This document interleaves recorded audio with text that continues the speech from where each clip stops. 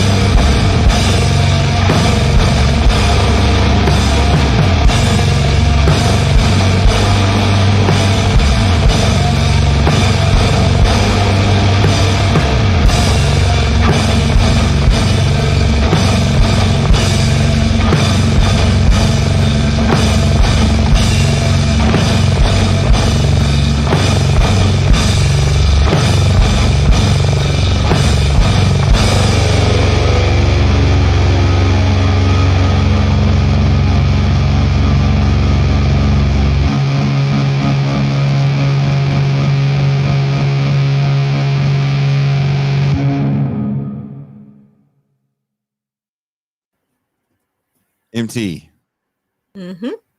I cut you off. I'm so sorry. What were you saying? I said that sounds like the kind of game I want to sponsor. Shoots and ladders, reparations. Should we just call it Reparations, the game? Reparations, the game. The game? Because we don't want to call it, we don't want to have reparations in a box. Because then people are going to get mad, like, oh, I went to the store and bought reparations. Like you don't want reparations, but not for real. You don't want your white ally friends also to think that reparations in the box is reparations and like, here's your reparations. Yeah. But it has to say Reparations, the game. Really big. Reparations, the game. The game. Yeah. And and then we'll do a series of ads for it. You and Gene. But Gene has to do the voiceover for it. The black people, they steal your seed. Oh, God. Good morning to most, good afternoon to others, and good evening to the viewing audience across the pond. I am Jason Miles, your host for another episode of This is Revolution Podcast. If you're new to the channel, please like, subscribe. If you're enjoying what you see, please make sure to hit the notifications bell as we're constantly adding new shows and doing cross streams with other channels. Just this past Wednesday, we did another episode of Pop Life, where I spoke with longtime filmmaker and punk rocker Bill Cody about what led him to go from Hollywood to working on LA City Council. It was a fun trip down memory lane for the both of us. And you can even hear how Bill plays a Vietnamese hand in Rambo 2. It was funny. It was a good time. You watched a little bit of that show, right, MT? I did. Speaking of MT, please welcome super producer, show booker extraordinaire, who while not wanting to do the show, agreed to come on and was able to negotiate the greatest deal in TIR history. I'm not going to say what she got, but she worked out a Russell Wilson type deal.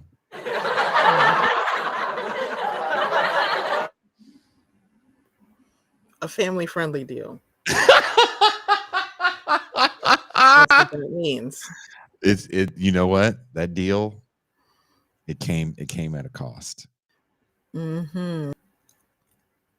We should tell Pascal in the production notes what the deal was, because we can't say it out loud because then people will get mad at us. But she got the deal of a lifetime. Of a lifetime. For this show, that was a deal. So please welcome the faceless voice of reason and everyone's favorite Haitian friend. Please welcome M. Toussaint. Hello. So nice to be here on a football Saturday. The real football, as I am required to say now. That was what I got out of the deal. You have to call it part of the deal. Football. Yeah, it's the real football. The real football. None of this food. Nope. Okay. I'm okay with that. Okay. Don't tell Amlo. Remember, he's not okay with it. He's the greatest president of all time. There's no crime here in Mexico. Nothing to see here. Wonderful.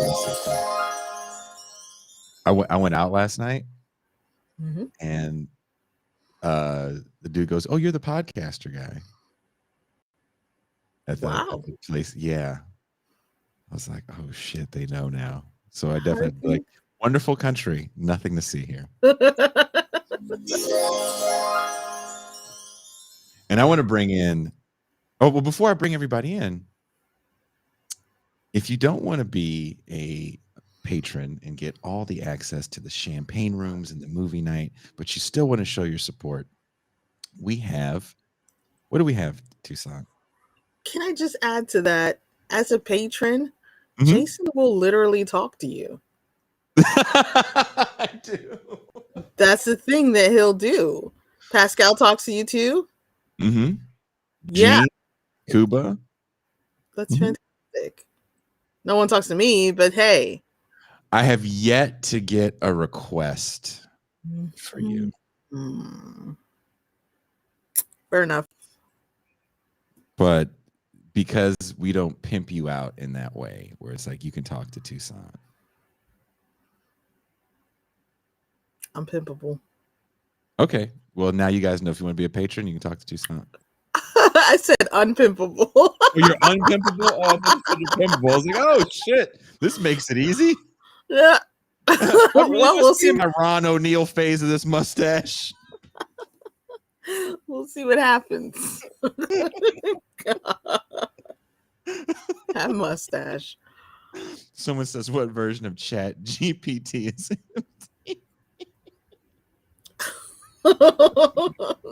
That's funny. Choky wants to talk to me. Thank you.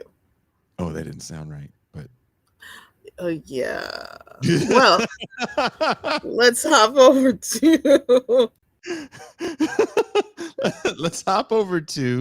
the merch pitch.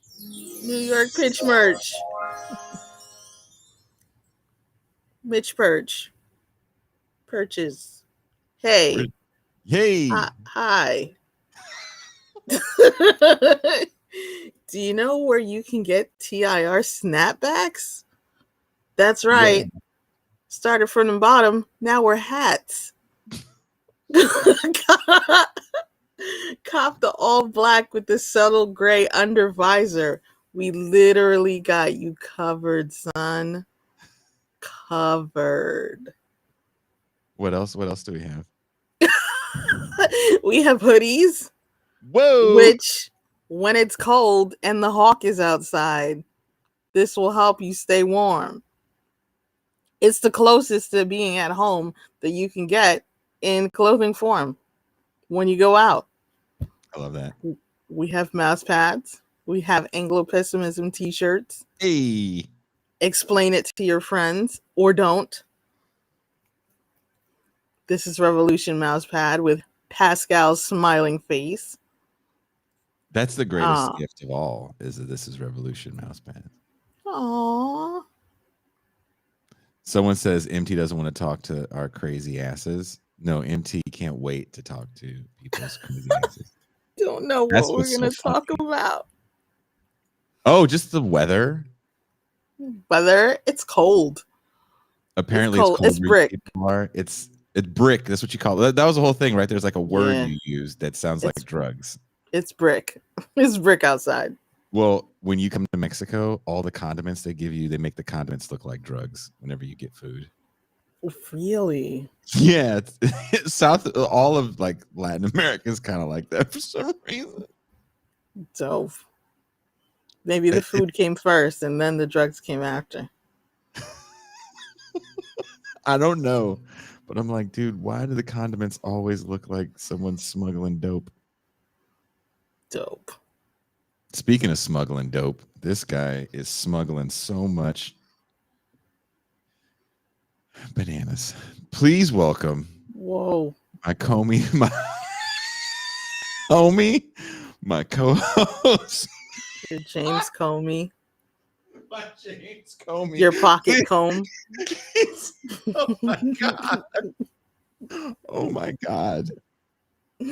Please welcome my homie, my dog.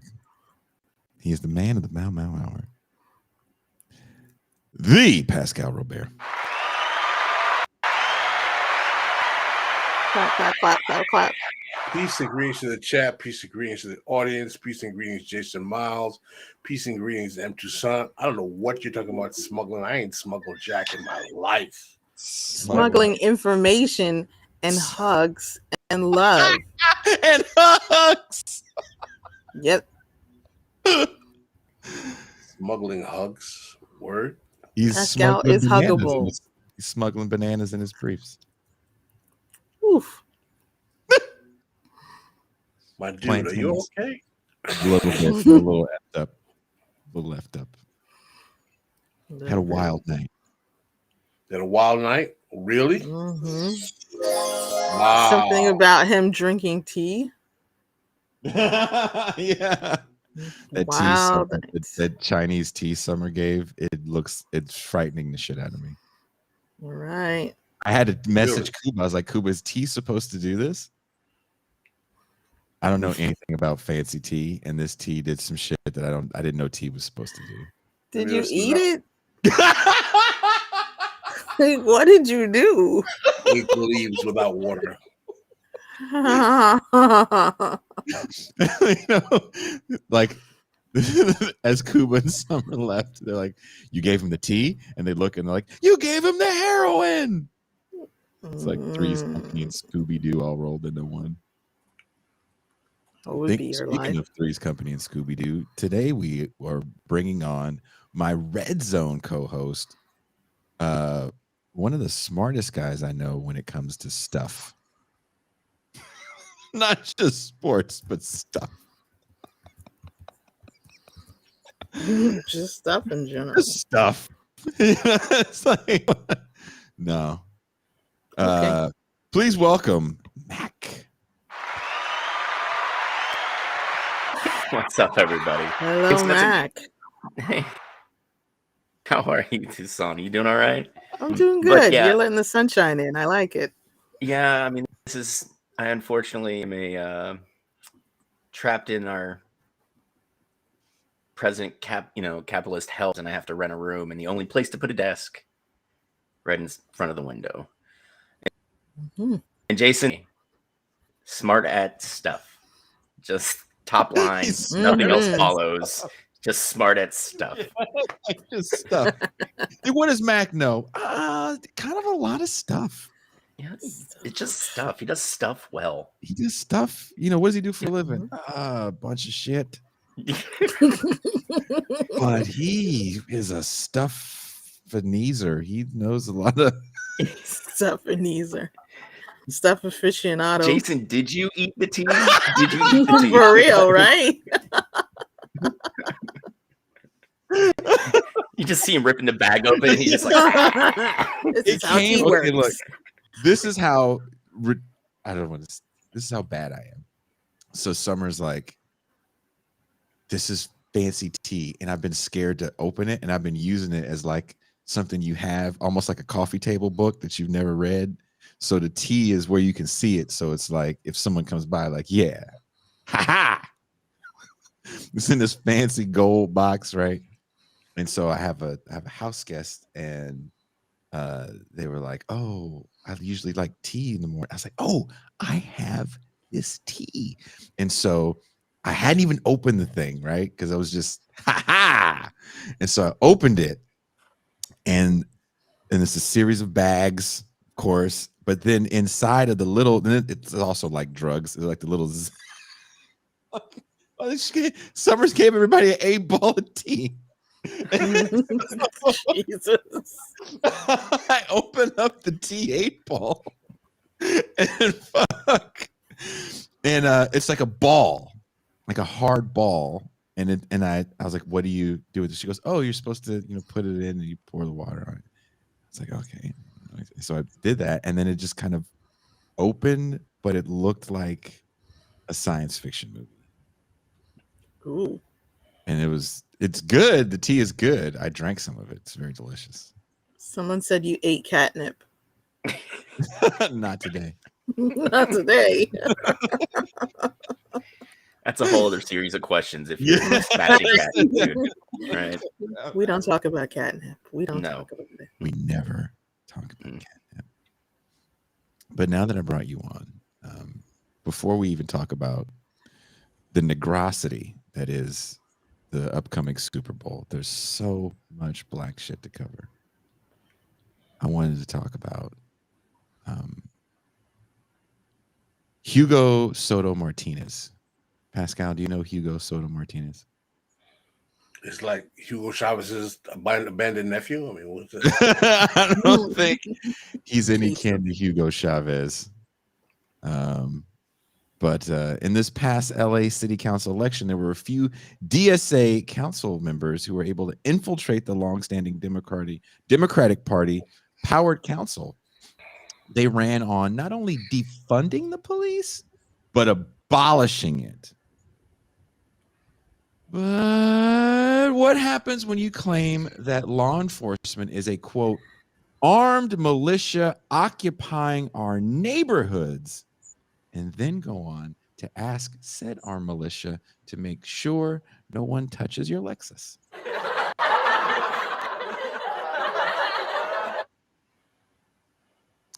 This is why, folks, as a good whatever we are-ists, I drive an old raggedy Hyundai because no one's breaking into my Hyundai.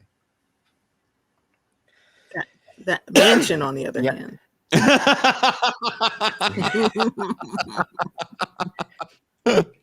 Jason's over there rolling in bathrooms. He's got like Air One, That's right. That's right. Pascal, you know who Dwayne Wiggins is? No. From Tony. Oh, yes, yeah. We knew him relatively well when me and my ex were together, and he'd actually invite us out to do little secret jam sessions and shit in Oakland. He's Tony from Tony. He's Tony. Yeah. That's him. Not Tony. He's Tony. Mm-hmm. He drove a raggedy ass van because he was like, I never get pulled over, I never get fucked with, and it looks like one of them police vehicles, so I never get tickets, so I can park in the red zone. That's brilliant. That is fucking brilliant. Multiple platinum albums, co-written more songs than you can count. He helped put Destiny's Child back together when the original third girl left. Didn't he win a Grammy or two? Yeah. Yeah. He could afford, he could have a Tesla. He could have a ragged old van. Like, still.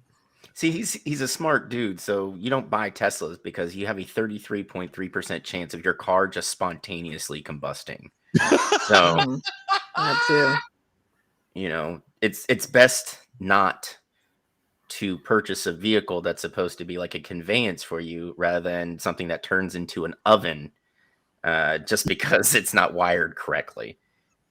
Or hit somebody randomly. Yeah. Not even just hit somebody. The auto driving feature is working. There's a kid in the street. And then let's increase speed. That makes sense. I believe, as the famous quote goes, fuck them kids. But I wanted to play you guys a news clip of what happened. And LA is jumping all over this dude because, again, he ran on hard, and a lot of them ran on this. You know, we're going to abolish the police. We're going to defund the police. And someone sent me this. I won't say who sent me this, but someone sent me this, and I honestly could not stop laughing. So I want to play this, and then I have to hear you guys' take on this. Few things can remain secret, especially if they're controversial. We came here to District 13. This is the councilman's office. It's obviously closed now, but in the afternoon it was open. We tried to get some answers, and initially it did not go well. Hi, David. I'm with Fox 11. I'm Gina Silva. Give me 1 second. I'd just like to speak with you regarding the call to the LAPD. David, I'd like to give you a chance to respond. David Mai, staff member of newly elected LA City Council member Hugo Soto Martinez, has nothing to say to Fox 11 News. Why would you call the LAPD to protect your car? But LAPD Sergeant Jaretta Sandos, vice president of the Los Angeles Police Protective League, has a lot to say. This is Mr. Defund the Police, but better yet is Mr. Abolish the Police. She's referring to Hugo Soto Martinez, who represents District 13 in Los Angeles, the councilman who supports and has identified himself as an abolitionist on the issue of policing. On Wednesday night, the LAPD received a call from Soto Martinez's office asking for, quote, extra patrols throughout the night for a parked white Lexus belonging to the council member because it broke down. Police officers have so much more to do than to go and do extra patrol on anyone's vehicle. His supporters could very well say he has a right, he's a citizen, he could call and ask for help. What do you say? Absolutely.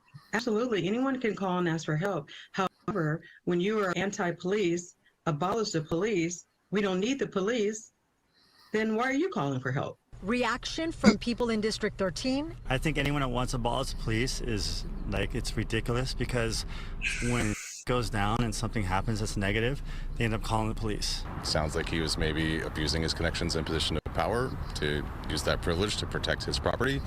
I understand the concern, but yeah, that's not something that any average person would be able to do. Nick Barnes, the head of communications for Hugo Soto Martinez, issued the following statement.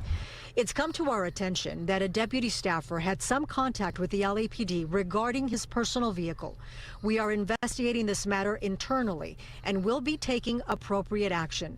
Councilmember Soto Martinez is very upset, as this does not reflect the values of transparency, responsible governance, and being accountable to the community that elected him. Isn't it hypocritical of you to call the LAPD since you want to defund the LAPD? Now, we did ask for an on-camera interview with Mr. Soto Martinez. His office chose to issue a statement instead. Of course, the offer still stands. What's so funny is how tight that staffer's butt got when that camera got there. He just, can we talk to you? He just rolled up his window. So basically, this is a city that has Donna Summer as the police chief. This is what Yo, might as well have been Mariah Carey. She had a fan on with her hair. I told you that woman I love you, baby. She pushed 9 niggas out the way to make sure she was finna be on camera and call him an asshole. She had to weave tight. Like, I told you. She had a fan blowing her hair on the news. She had a fan.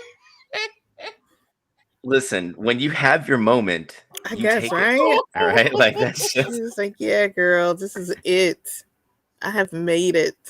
I couldn't stop laughing on was about to so say, many levels. they got First of all, can we just admit that there's a lot of virtue signaling among self-proclaimed leftists and socialists, and you just yell out the things that you feel you're supposed to yell out, because apparently when it really comes down to it, defund the police unless them niggas is looking at my Lexus.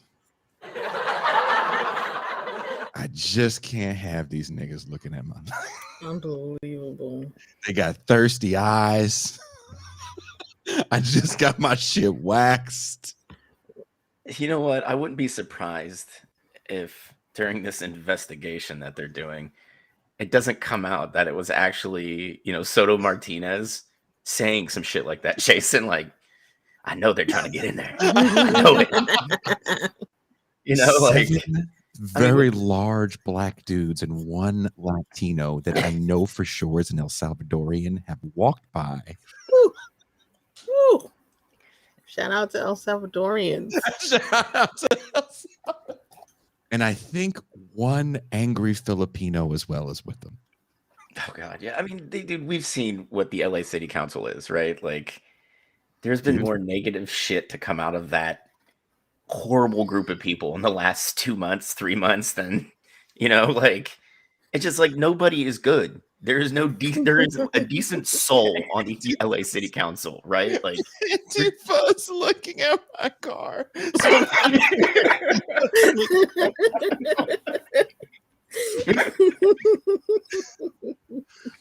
Like I wrote this whole thing, and I did. You write whenever you write something, Pascal. You know this. You don't know if it's gonna hit. Like you think the shit that's gonna hits, and then it's the things you write randomly. Like I read about your Kanye West piece before you were on the show. I remember that. You told me right? that you read it. You don't know what's gonna hit. So I write this thing, and it's called I didn't have a good title, and I thought I'm gonna put Alfie on blast. I thought Alfie would change the title, and he didn't. So it's called is the contemporary left a lifestyle brand? And there's some responses to it that were like soliloquies. And I look, I walked away. I set down my devices and walked away and had a wonderful day and didn't look at what people had to say, because I was like, I don't want to look at this. But I was like, well, I'm just going to respond with this video from now on. I mean, that's the thing, man. Like, I've had my issues with DSA for a long time. Like I was trying to get involved with the closest chapter to where I am, which is Charlotte, and then we had that horrible DSA conference in Charlotte that just degenerated into, honestly, minging. That's the only word I could use to describe it. Like, if like you're audio sensitive, we're going to ask people not to say anything. And, what does audio sensitive mean? You don't like music? Their hearing is so sensitive that you couldn't raise your voice above a certain level, they like, right? Like are they mutants from the X-Men, or is it like a power? What is, dude? Is it a thing? I don't know, man. I'll just degenerated into this ridiculousness, right? And then I had a negative interaction because they have working groups, and they had this veterans working group, and the chapter wasn't very friendly to some of the ideas we were trying to do, which I said essentially there's a bunch of leftist veterans because many of us get jaded from our time in service, and of course we want to do something good after we get out. So like, why don't we reach out? And then the chapter head was just like, well, I don't want any of you guys here anyway. Like there's no reason for veterans to be there because you participated in imperialism, and just wow. Oh my God. Wow. So when I look at DSA, and especially how they like to tout their record in New York, right? At the state and in the city, it's like, dude, you run Democrats, man. Like they're not even really democratic socialists; they're just Democrats. So when I see dickheads like Soto Martinez, And, honestly, AOC and all the other knuckleheads that have a DSA card somewhere, in their house. They don't know where it's at, but they have You one. leave me out of this, but yeah. Yeah, you know what I mean? Like, Mhm. it's ridiculous because it becomes this guy that, like you said, ran on abolishing police. And when his Lexus dies, he's calling the cops like, hey, man, can you please run some extra patrols to just make sure my car doesn't get broken into, right? Like, it's this kind of, and, AOC walking down, in that gown with, tax the rich or whatever the fuck on their back. It's all virtue signaling. Very And performative. There's a performative nature to leftism because I think it exists in a moment where individual branding is just the way of the world, especially through social media. And when you have figures like an AOC who's become AOC through individual branding, right? She gets elected. And I had to do some research in my paper that I wrote, and I didn't remember the exact number, so I had to double check it. And it was like 80% of the majority of her funding came from outside of her district. She got a very small amount from her district, and even the funds that she got from New York were coming from higher income areas of the city. So I think like half of the money she raised in that initial race was coming from California. That's because of the phenomenon of what people look at. There's a lot of hero worship. I think we still can't get over the messianic figure that will lead us to whatever paradise we want, be it a socialist one or just a utopia. And I think this is a real problem when it comes down to movement building and power within organizations. And here you have, and I don't know Hugo Soto Martinez. I don't know him personally. I don't really follow his politics. I just found the story interesting because there was such a push to get the established order out of LA, which is it's racial coalition politics is what LA had been for a long time. For a long time, there was no Latins on the city council. Now, they fought to get that. The city council had to fight to even take power back from the police chief. If people remember, Pascal probably remembers the Daryl Gates years when he was in power saying outlandish shit about, why all these Negroes are dying in these chokeholds? Because these Negroes have different kinds of veins. It wasn't us. It was these vein neck Negroes. Go ahead. I think that kills me, man. One of the things that really is frustrating for me is that DSA has really become, in some segments, particularly somewhat in Brooklyn and other larger municipalities, a kind of resume builder and for like downwardly mobile professional managerial class Democratic Party interests who try to create a bona fides to say that they're not corporate Democrats. But at the same time, they're not really creating any kind of politics that organizes working class people around any kind of serious issues. There's no movement building coming out of this organization on a national level. Though, I joined DSA, I also joined Black Alliance for Peace, and I'm not going to say that they don't, do good political education campaigns that try to organize around certain issues.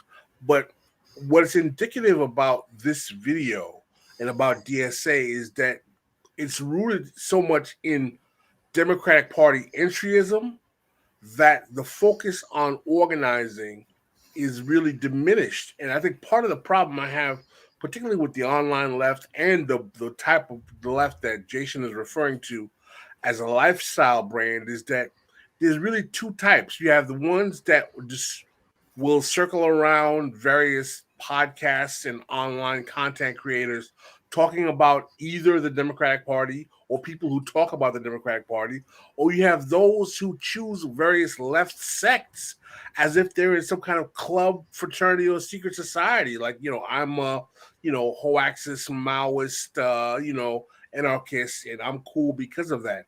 And none of it is based on changing the material conditions of the majority of people in America who are working class or working poor, proletariat or lumpen proletariat. And that has become divorced from the focus. Largely, I think part of the problem is because so much of this is online. Yes. Yeah. Yes. Toussaint, I know you. I mean that isn't that the thing though, Pascal? It's like, you know, like I'm trying to get a bigger mutual aid group started where I live, and just getting online. You know, you see people like constantly, you know, on Twitter, where that's the only social media I have. You know, people are like trying to, you know, help your buddy out, you know, help your fellow worker out, and it's like, hey man, you want to come like pass out aid? And they're like, nah, dude, I'm good. You know, it's just like, what the fuck? Toussaint, you know, like, something? Yeah, you know, and last time I did, there were 3 of us, you know, like literally unloading like a rider truck to try and get, you know, non-perishable food items, fresh food items, and just hygiene items to people before, you know, the city where I live essentially broke up the encampment and chased them off. So, you know, it's kind of, it's just like, you know, you're absolutely right, Pascal. They've detached kind of like the verbiage and the rhetoric away from the actual deeds of, you know, improving the material conditions on the ground where you live. No one is requiring you to actually be about it. You can just say it. I'm in the DSA. We're ostensibly good people who want good things. That's it. It doesn't have to go further than that. Yeah, I mean, but like I said, DSA is just such a weird creature to me, because it kind of went from being pretty small to pretty big really quick. And then rather than really leaning into the you know, the decentralized, let local chapters deal with local issues, you had the national level really start kind of finger fucking every chapter's Kool-Aid, you know? So it made no sense to me for them to do that. Just keep it decentralized and keep it local. There's absolutely no reason for the head of the national chapter of the DSA to be involved in what's going on in Poughkeepsie, New York. You know, like it makes no sense. Don't pass down mandates because, you know, like Jason and I talked before, what works in Cleveland isn't going to work in Charlotte. What works in Charlotte is not going to work in El Paso. You know, like it's everything has to be localized. And it seems like DSA has just kind of missed the boat on that. DSA used to be badass. It used to be like, you said the word, you said DSA, and you thought ninjas were gonna jump through the window. It used to be like, oh, don't even say their name. And you see these people now, and you're like, really? I'm so mad. Jeff?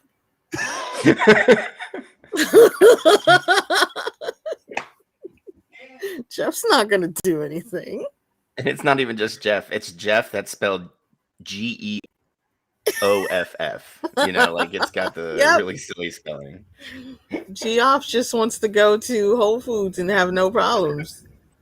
He's not that concerned with other people. God damn. You called him Geoff? Yeah. Yeah. God. It's not Jeff, it's Geoff. God, get it right. Fuck is wrong with you? You're such a lib. Man. I mean, such a lib.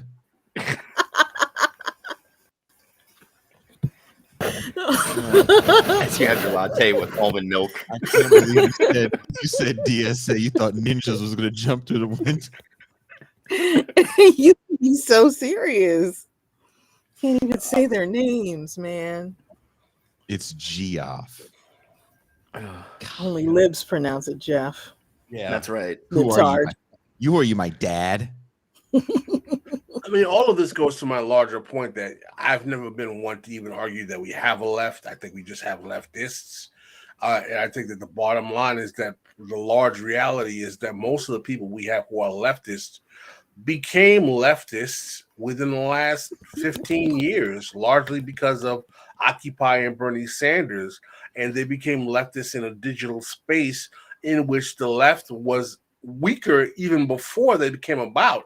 And because they really were the only iteration of a left politics that we've had in the last 50 plus years, I think a lot of them started to drink a lot of Kool-Aid. I remember when I was seeing people coming out of not only just DSA, but various kind of democratic socialist spaces talking about, we're going to take over the Democratic Party and we're going to assume state power. And this is a term you used to hear all the time. Michael Brooks used to say that shit. It's like, we're going to get into state power. And I remember talking to Bruce Dixon and Glenn. They were like, state power through the Democratic Party. These people think they're going to jump in and the Democratic Party is going to just surrender to them.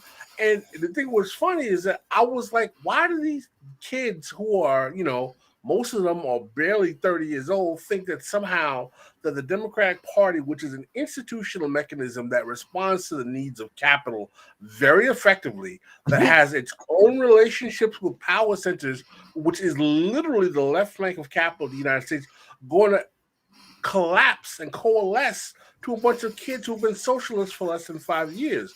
These people are delusional, but they really believe it's like, no, we're out here trying to assume state power. And I was like, man, get the fuck out of here with that nonsense.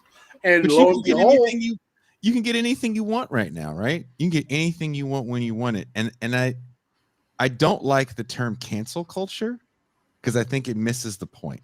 It's complain to the manager culture. And it does work for a lot of people. You can get a professor fired.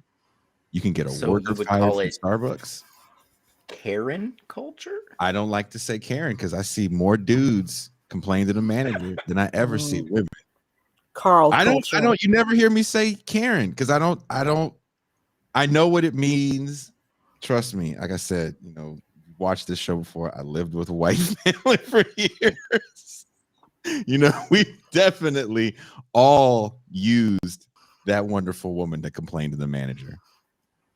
For some shit we don't like, we're like, hey, Joel, let's get your mom to go fucking complain. Because she will do it. She used to get so mad if we felt wronged in any way. She would be like, I'm gonna go, okay, well, fucking. You call this silverware? like don't let someone be rude to her black son. Woo-wee. If you want to see a complaint to the manager, take that. She's feeling all kinds of loved. That. Oh yeah, and they call him Mr. Tibbs. But that's really what it is. It's complain to the manager culture. Don't call it cancel because everyone complains. They go, that guy's and you know what? It's more complaining to the manager. You especially see it around like people like Chappelle or Joe Rogan. Like, why do they still have a job? Well, because you just complain to the manager and the manager doesn't care every time. Right? Sometimes the management just doesn't. Netflix is making too much money. The person I'm talking to said that they just saw Chappelle was performing in their area in Northern California, and they said that the line was down the street and around the corner to get into a big ass arena. So the manager just doesn't care. Yeah, I mean, look at Spotify. Like they offered that huge deal to Rogan, but he brings in how many listeners every episode? Like 100, 150 million, something. It's like stupid. It's stupid number. Stupid number. And you really think complaining to the man? Look, that's all it is. It's not about canceling anyone. It's about complaining to the manager. And sometimes the manager listens. When you complain to the manager that the barista was rude and called you Jeff instead of Geoff, that guy may lose his job. He may lose his job. I mean, I got written up 2 days ago, Jason, because this guy had like an $85 order. He left a $1 tip. Oof. Oh. After I gave him his food, I ran back to my car and grabbed $1, and I walked back. I'm like, hey, man, it's obvious you need this more than I do. So then I just kind of threw him.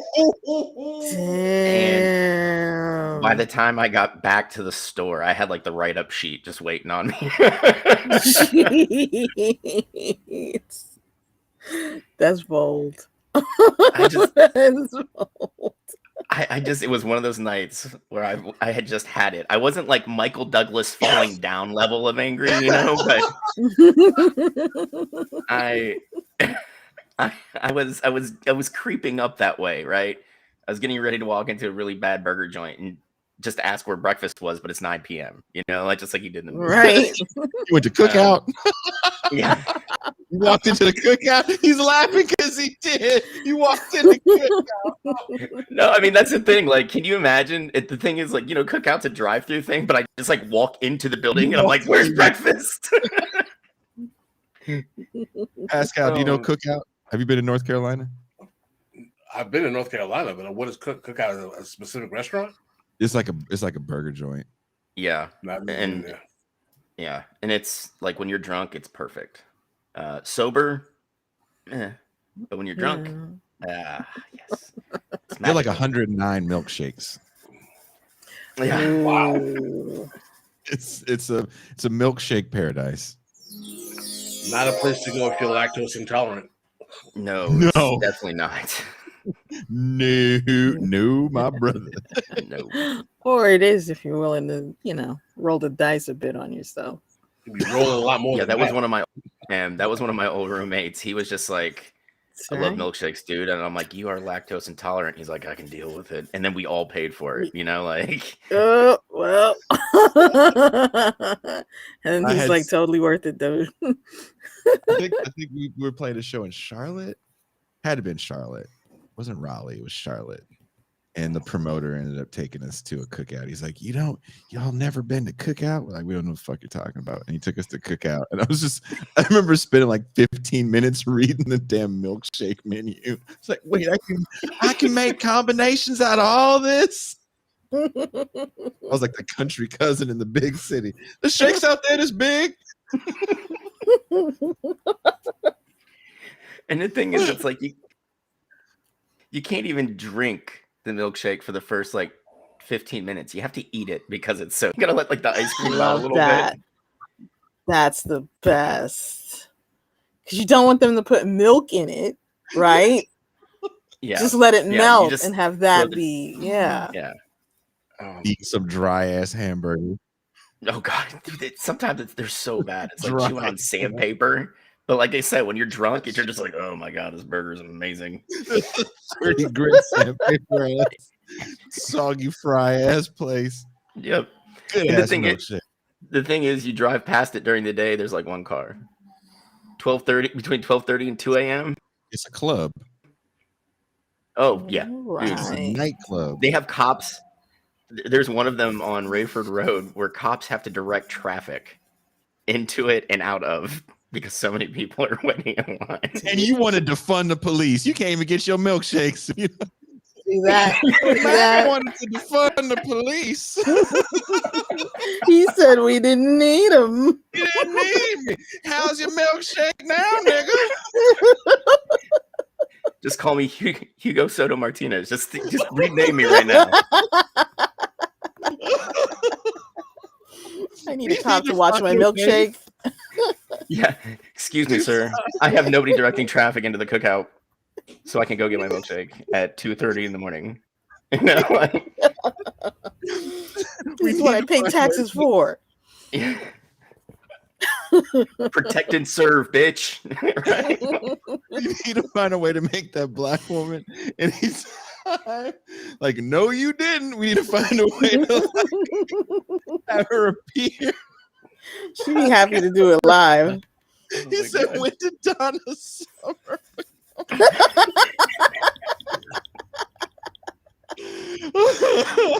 Oh man. I think that's an interesting. I found that very interesting because we know LAPD and the county sheriff's department is notoriously racist. Yeah. And literally the vice president of the cop union, black woman. Yeah. Like whoever the head is must have had one of their degrees had to have been in like public relations or mass communications because he's like, you know what would make us look really good? Mac, black lady. Mac, Pascal, and Toussaint, in the great words of Chris Rock. Fee, fi, fo, figure, boy, I hate a nigga. Okay. To answer your question, Mac, I was going to say that's an interesting utility of the supposed left concept of intersectionality. Is that when you have, you know, black women entering the police force, you know, the Pentagon, and you know, black men becoming like, the chairman of the Joint Chiefs of Staff, guy Lloyd Austin. It's a beautiful rainbow coalition of mercenaries who are running, the Death Star at the behest of capital, while the bottom 90% are fighting for crumbs and crackers. Yeah, I mean, and that's the thing. I was in for 16 years, and I joined in '99, right? And when I was in the infantry, notoriously pasty white, notoriously very racist, and your higher ups, like battalion, brigade level command, you didn't see black men like leading those formations. Around 2010, you kind of saw things start changing a lot, right? I think in 2012, you saw the highest number of landers in infantry units. You started seeing them in charge of like cavalry and artillery units as well, because in the artillery, most of your enlisted people, they were black men, like traditionally speaking, right? But the command teams were all white dudes, so like you had this very, very odd kind of breakdown.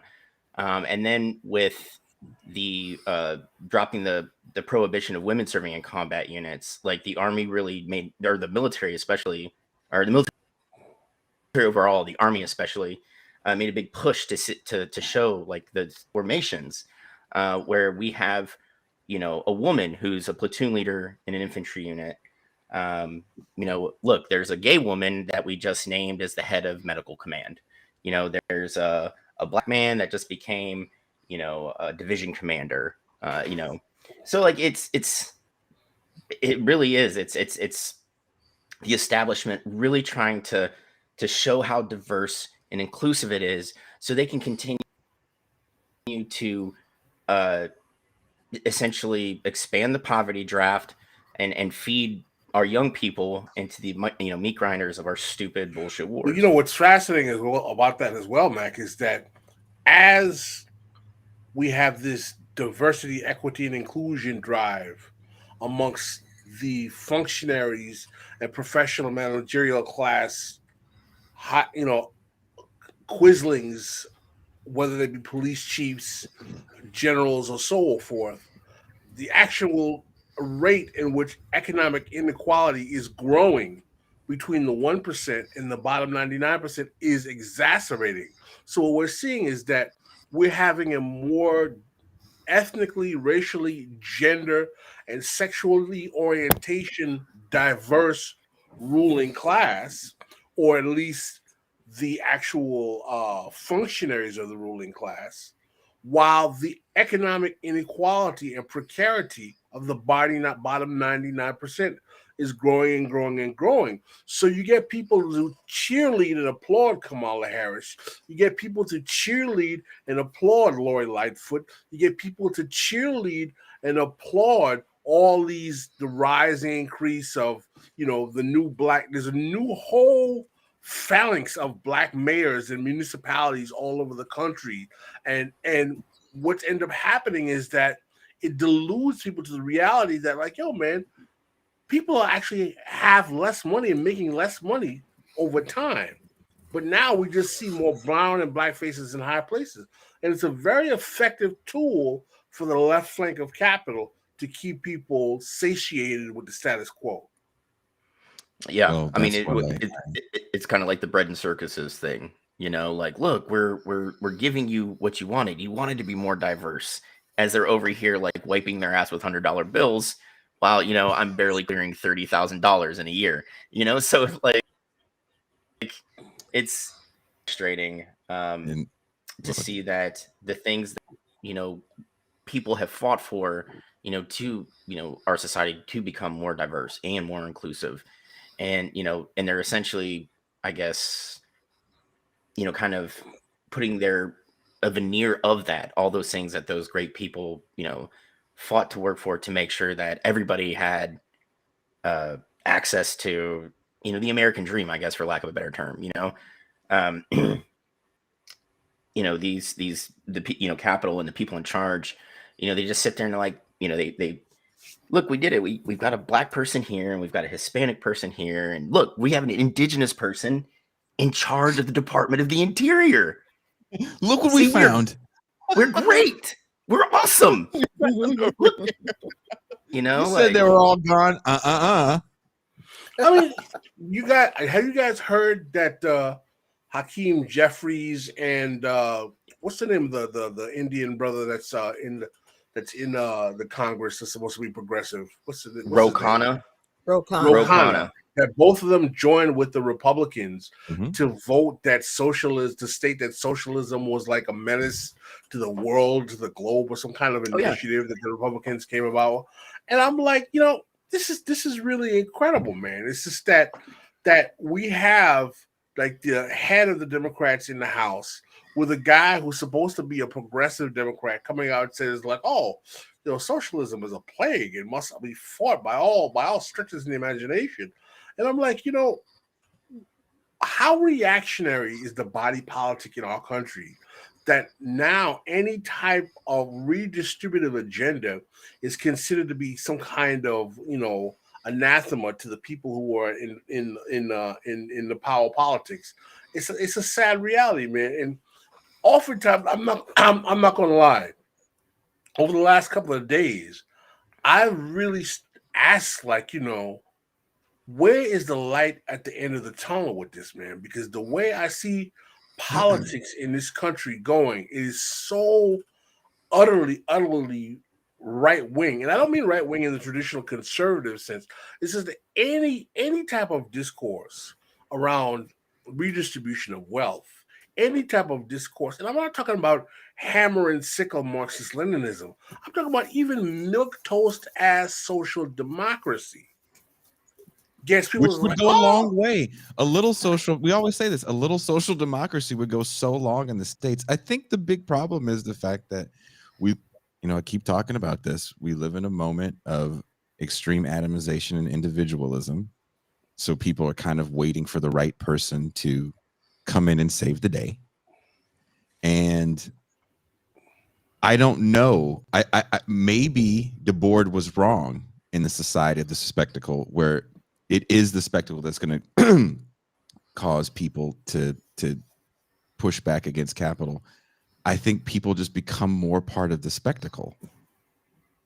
And I get depressed too. I mean, I was having dinner last night and we were having a conversation, and my date looked over and goes, "This is really depressing." I was like, damn. Yeah. That wasn't the answer I was hoping you'd say, but it sometimes it is. When you look at, okay, well, we're going to vote these people in office and we'll have some sort of political power, but what does it mean when you don't really have the apparatus to hold political power to account? What does it mean when the people that are in the small apparatus are kind of just angry liberals at best, and maybe even passive libertarians? What does it mean when socialism in the American context is probably more like effective altruism with the hammer and the sickle? When you're asking for any sort of reforms, what is that really going to look like? Is it just going to look like more charity? We did a whole show on the unhoused on Tuesday, and no one likes to hear what Randy has to say sometimes about, well, there's a reason why we can't get the proper funding, why we've been dealing with the same problem. He's been doing this for 40 years. Yeah. 40 years with the same problems. This is not to cut you off, Jason. This is Ro Khanna, right? Mm-hmm. This is his Twitter bio. A new economic patriotism. Let's make it here. Invent it, produce it, and buy it in America. Trade surplus again. Pro-worker and family. Dignity in a digital age. So he takes that vote. He says we need to frame progressive policies as pro-growth and pro-economic development the way FDR did or Bismarck did in Germany. It's how we will build a majority governing coalition for these common sense policies, right? So he had a nice little conversation with some goofy kid, and he was engaged by people like, hey, if you're progressive, how are you going to sit there and vote yes that socialism is bad when you espouse so many socialist policies? Like Medicare for all is his big one, right? Mm-hmm. He said, "Did you see my floor speech? It's on my official Twitter account. The fact that I co-chair the Sanders campaign shows I want to build a broad coalition, admire the grassroots mobilization needed, but want to frame it as a progressive/moral capitalism, as FDR did. Moral capitalism. Oh, wow. But can we all agree on the screen that Medicare for all is not socialism? No, it's not, because it maintains private insurance companies. Yeah.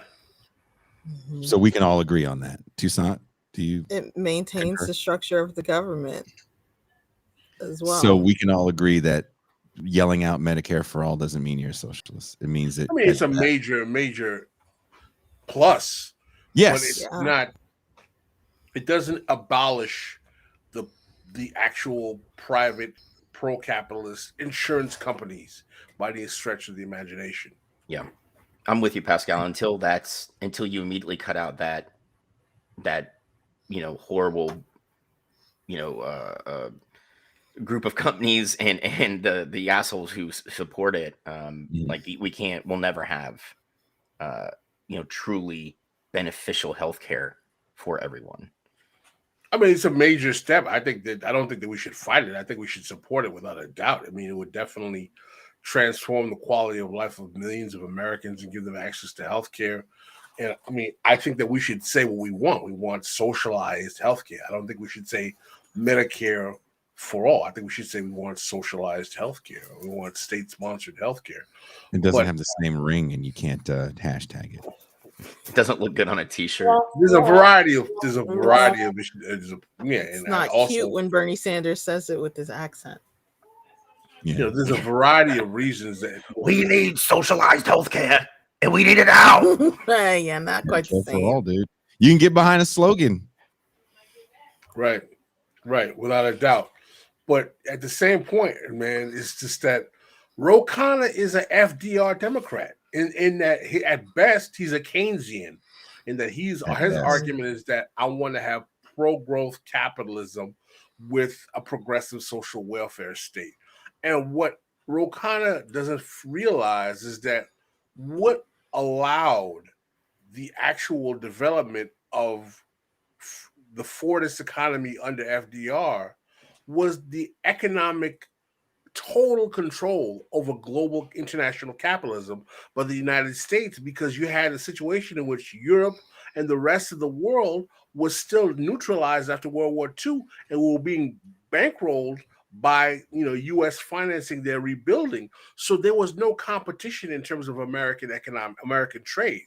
So as a result, it allowed the capacity for our economy to be the one dominant force in the world, where growth was inevitable after World War II. Those times aren't coming back anymore, particularly when we're competing with the Chinese. Yeah, I mean, and especially since, we have, and I mean, the royal we in this, the United States has done such an amazing job of pitting, the haves against the have-nots. We're not going to ramp up this economy when, workers and laborers are realizing we're worth more than, what we're being paid. We have this kind of like burgeoning labor movement that I honestly don't know what's going to happen. But it's exciting to see finally. But then I look at what's happening in like Britain and France, and I'm like, "Fuck, man! They've had the country shut down for 6 days." And do you think if they increase the age for retirement, that anything would shut down? I don't think a Starbucks would shut down. Oh no, no. I mean, dude, that's been one of the big, tenets of the post World War II recovery kind of social contract between the government of France and the people, was that, hey man, we have, I don't know if it's, the social security equivalent, we'll be able to take care of you so you don't have to work until you're dead. So the minute, it's been a big thing since 45. And the minute, Macron was like, hey man, we're going to raise it 2 years. Everybody in France is like, no, fuck this dude. Right? Burn everything down. Exactly. And I love the one, like the union that works at their power stations started cutting power off to all the politicians and not charging regular people for the power they're using. Yeah, love it. Do you see how little coverage the protests in Britain and France are getting in American mainstream media, though? Yeah. Oh yeah. But if they were burning shit down because somebody got shot by a cop, we'd see it 24/7. Of course. Yep. And that's the question I want to ask, thing. right? I was thinking about this today. I was reading an article and it was talking about how Netflix, how like 70% of Netflix's viewing audience is outside of the United States and Canada. And I was thinking, I was like, you know, when I see the perpetual access to entertainment we have with streaming, you know, and the internet, I was like, you know, isn't this the perfect mechanism to lull people into complacency? Like all this kind of like breads and circuses entertainment, like at the drop of your dime, like you can just stream, you can watch your podcast, you can do all this stuff on your computer. Like, do we have the capacity to build the political consciousness amongst the masses so that they would even challenge policies like they're doing in France and Britain? Because I look at the way, I mean, Britain is a mess, man. Their rate of poverty in there has increased precipitously. But you know, those are countries that have always had a more informed body politic. And then I think the United States, they have a much more active left. You know, they have a much more engaged history of leftism. They're not as reactionary politically. Do you think that Americans are so satiated with the breads and circuses that they are divorced from the capacity to actually materially be organized to challenge the status quo? I asked the panel. I don't know if it's just the bread and circuses, because I think people are tuned into media. Remember, the U.S. starts off with 24-hour news coverage in the early 80s, which is the crux of what I'm doing with this kayfabe full-length documentary. Is talking about, it's not just Netflix, it's the way media is consumed, right? So if I'm showing you constant racial strife, then that's what it's all about. I was talking to a woman from the country of Suriname, and she said something really interesting to me. She said, "You Americans sure do love slavery, but your slavery. So much so that you'll do anything to keep from talking about class." This, you know, she was referring to like the 1619 that keeps getting, you know, brought out over and over again.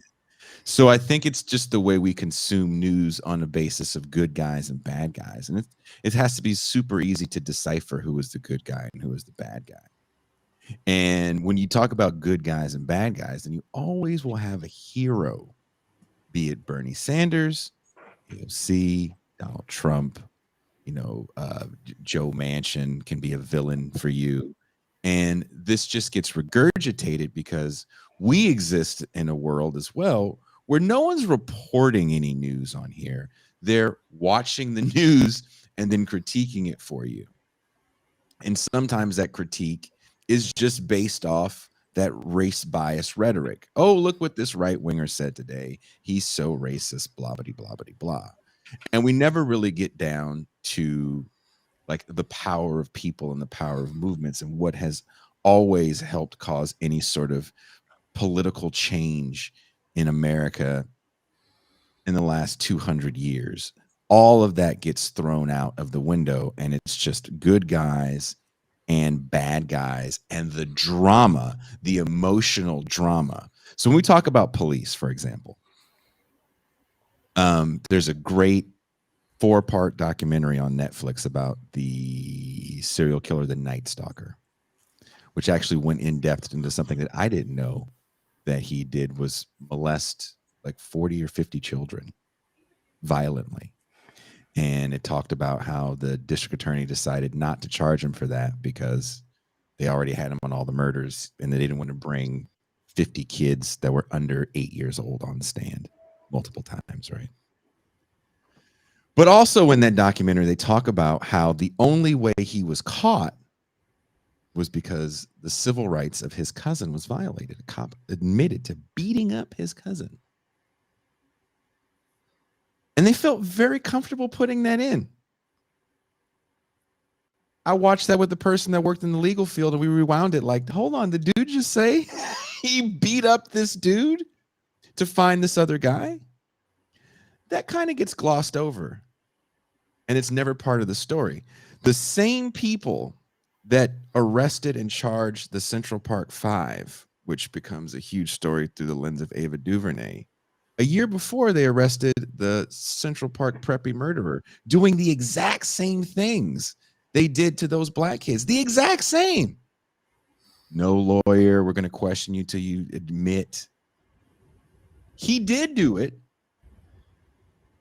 They were heroes. We don't talk about how law enforcement functions to violate civil rights in these instances and ask a different question. Do we feel comfortable having civil rights violated? Because these people will do anything to solve a case. Just because it works one time doesn't mean it works every time. That's a whole different conversation. It's not a glorification of crack police work, because again, it was citizens that caught the Night Stalker, if you remember. A bunch of people beat him up in LA, and he ran to the police. Wasn't crack police work. The cops that that he follow didn't find him. But that doesn't become the story. So I think it's the way we ingest media, the narratives that are drawn that have to be emotional, because it has to be profitable. News was not profitable. News was not national. You know? So now, post-Obama, post the 90s, with the blow up of talk shows replacing like soap operas, it's just drama. It's just internet personalities on the news playing the hits for the viewing audience. And if that's all you want, it's kind of all you know. So maybe it is all you want. And the icing on top, to me, Pascal, is the instant streaming, because you can also get instant Jason and Pascal, right? Woohoo!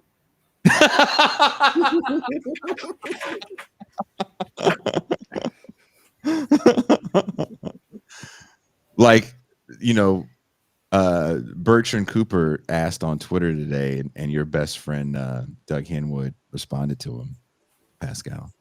He asked the question, why is everybody getting mad about Ron DeSantis wanting to kill this academic program? Because I remember in 2012, everybody hated the academy. There was people on the left talking about the academy was racist, it was homophobic, it was sexist, it was transphobic, and nothing good could come out of the academy. And now all of a sudden we're trying to protect the academy. And he started a very interesting conversation. I'd love to hear what you have to say about something like that, Pascal. Oh, because the evil racist Republicans are on the attack, so therefore we have to protect the sacrosanct institution. That it's like, you know, cat and dog. You know, it's just like, you know, the bad guys are under attack and everything.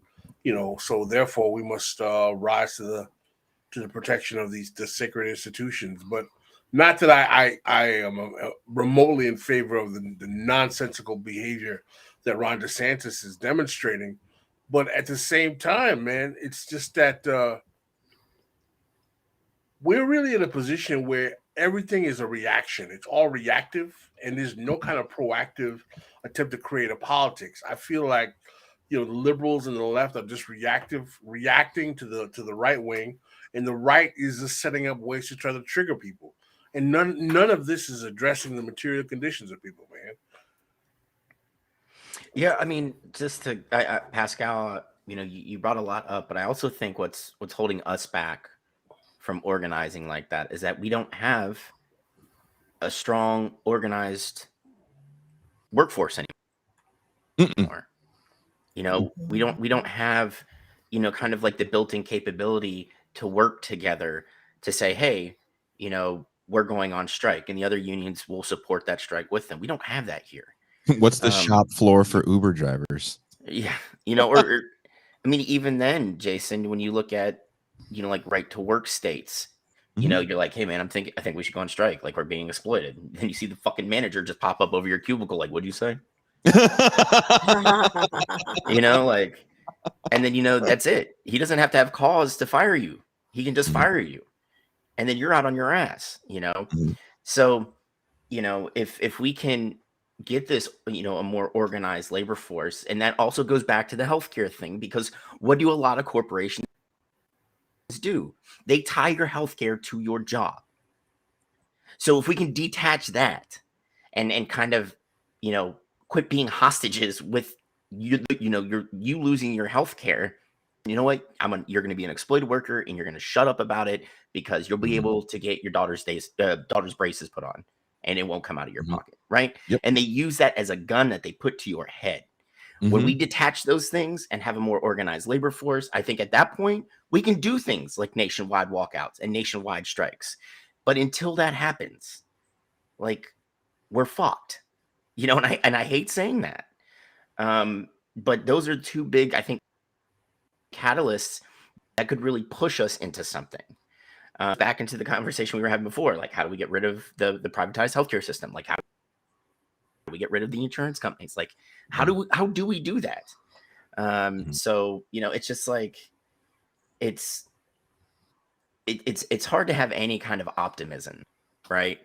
As a leftist. Then you see what a lot of people are doing at a much smaller level in their communities, doing what they can, and it kind of keeps me going. It gives me hope. That's how I feel. We can't fall victim to the sin of nihilism, and because as leftists we have to have some sort of hope and vision, even utopian vision for the future. Speaking of utopia, Toussaint, I know it is getting late for you, and you had something you were supposed to do today. I'm on assignment. You're reporting a story, correct? I'm reporting a story. I am ace reporter April O'Neil in the yellow jumpsuit, and I'm working on a story. But you had to go to like a breakdancing competition or something. That's the story. She's reporting from the breakdancing competition. Exactly. Dude, that better be on the Patreon, Jason. A video of them just like breakdancing on a broken down cardboard box in her yellow jumpsuit. That's right. Popping and locking. That's right. Thank you. MC O'Neil. Toussaint, thank you so much for joining us. Thank you for having me. And being a part of our sausage party. So you are free to go now. You have done your due diligence. Thank you. And you get all of the things that you were promised in the off-air meeting about negotiations. So excellent. So now you're going to have your conversation about shooting hoopies. Shooting hoopies? We're talking about football. Talking about football. Different kind of you mean balls. Soccer? You mean soccer? I'm sorry, what was that? You mean soccer? No, we mean the real football. Right? Ooh. Right? Right. Right. America. No. Yeah. I am a fan of both American football, or gridiron football as it's called in a lot of places, and football. So I enjoy both sports. I like that, gridiron football. That's good. Toussaint said nothing dries her up more than thinking about football. Yo, PM to the eye, my man. Didn't even know it. Don't want to think it. Don't want to. There's nothing more non-appealing than a bunch of dudes that don't play football talking about football. I just lost my shit with Mac. Thanks.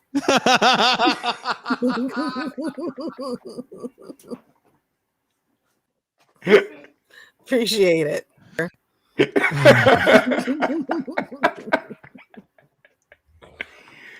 Oh my fucking face hurts so much.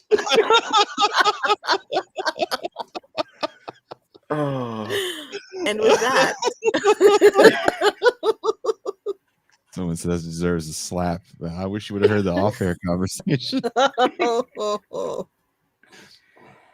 Oh. So, MT, Thank you very much for Very joining us. welcome. And you get all the things you were promised. Thank you, sir. I appreciate it. And I have to smile as it happens on screen. Hey, that. I'm just gonna go. How about that? All right. Enjoy your hooky summer. Bye, guys. Bye. Oh my God. So what we really wanted to talk about, which was not defunding the police while asking them to watch your Lexus because there's niggas out there eyeing your shit.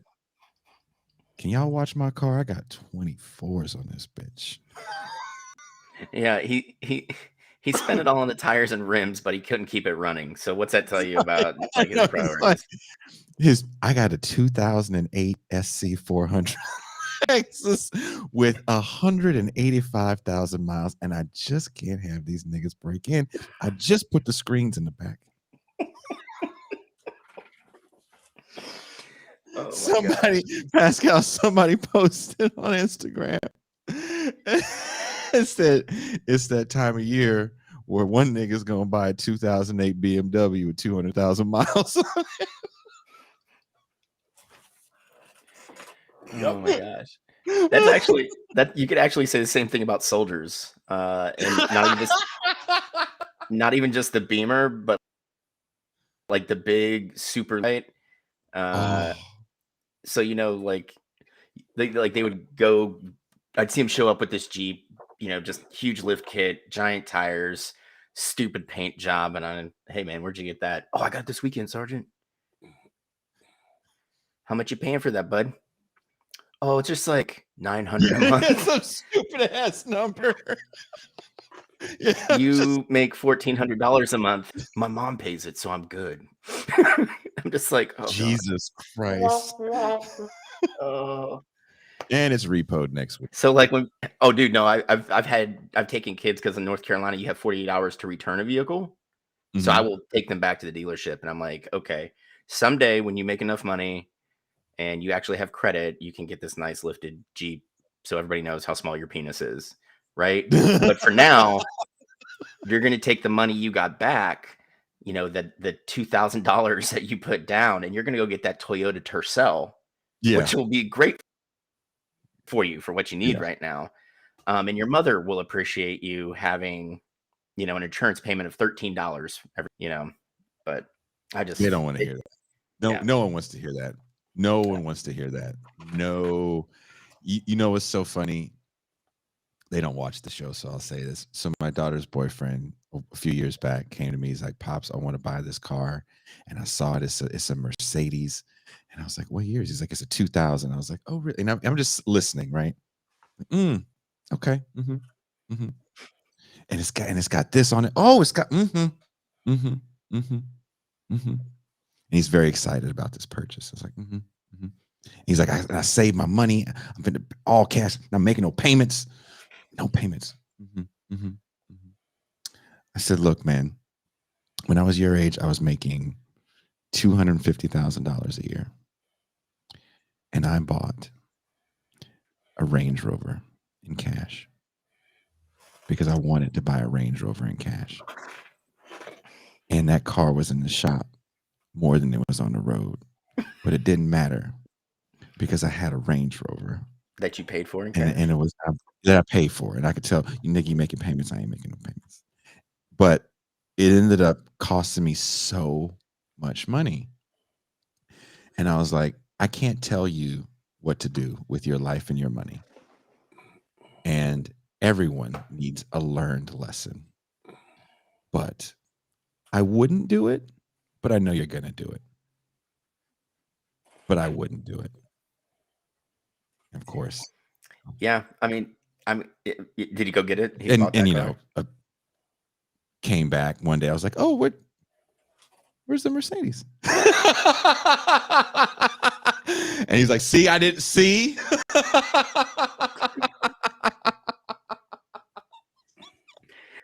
I just like it. I caution anybody now, especially considering we are having issues. When you have, especially considering so many vehicle companies are using OME parts. Like, don't buy German cars right now, because if shit breaks, they're gonna tell you, "Hey man, it's gonna be like 19 to get that part in." You know, it's just you can't tell a young person shit, right? Yeah, I mean, it's not. I don't even think it's just young people, Jason. It's just like dudes my age are like, man, I'm finally making good money. You know what I'm gonna do? Buy a brand new Beamer, and I'm like, dude, you're a fucking idiot.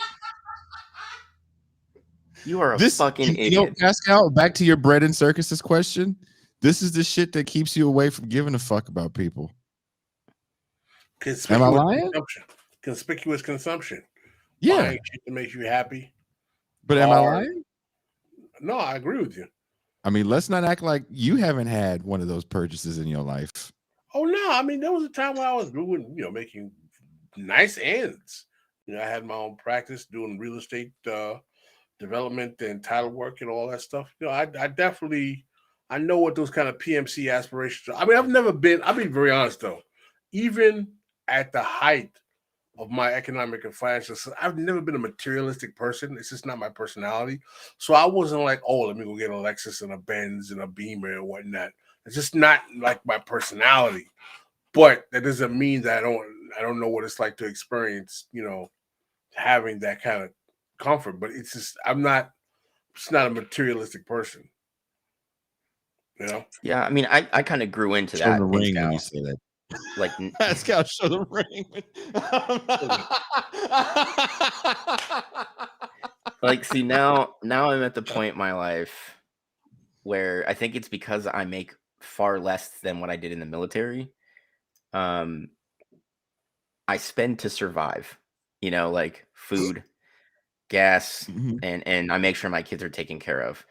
But that also goes into like I might be made fun of, but I'm stockpiling seeds. Ammunition. I'm saving to get some plates for my plate carrier. It's like I'm expecting things to go. Are you a survivor?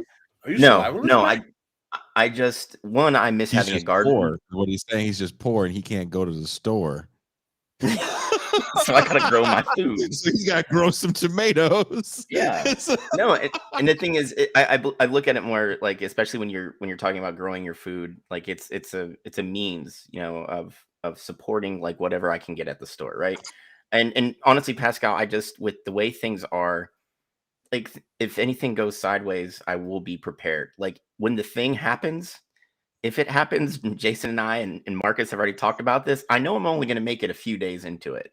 I'm old. I'm slow. But at least for those 3 days, I'll be worth something to whatever formation I fall in on. But you do know how to use a gun. I was in the infantry for 16 years, so I'm very well versed. That's why we're going to invite Mac and Marcus down here to Mexico. Like, hey guys, we got some room for you.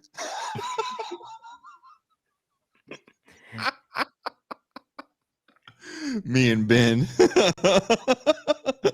Ben's like, fair enough. I just got to get the kids out of here, and then we'll be good. Yeah, hey, bring the kids. We got a little play structure for them next door. It's fine. It's totally fine. Setting up. Make sure you bring those bullets. Thank you. Yeah, I can do that. Man, we should probably just jump into the actual what we're going to talk about, because like I just pictured Marcus in my head going on one of his like diatribes on today. The 4th day of Black History Month, we finally got a Super Bowl with 2 black quarterbacks. There's so much black shit happening in the Super Bowl. So for people that don't know, this show is Pascal's idea. No, it's not. It is too. You're the one that told me there was 2 black people in the Super Bowl. I don't see color, so I didn't even notice that. That's a very Rokana thing to say there, Jason. I saw two able-bodied young men that are great at their craft, that lead their team with dignity and well-spokenness. Well, we have one half black player in the Super Bowl, and the other one is both black, right? They're both pretty light, though. I think this might be the lightest Super Bowl we've had. So we got one Shamar Moore looking Negro. Yeah.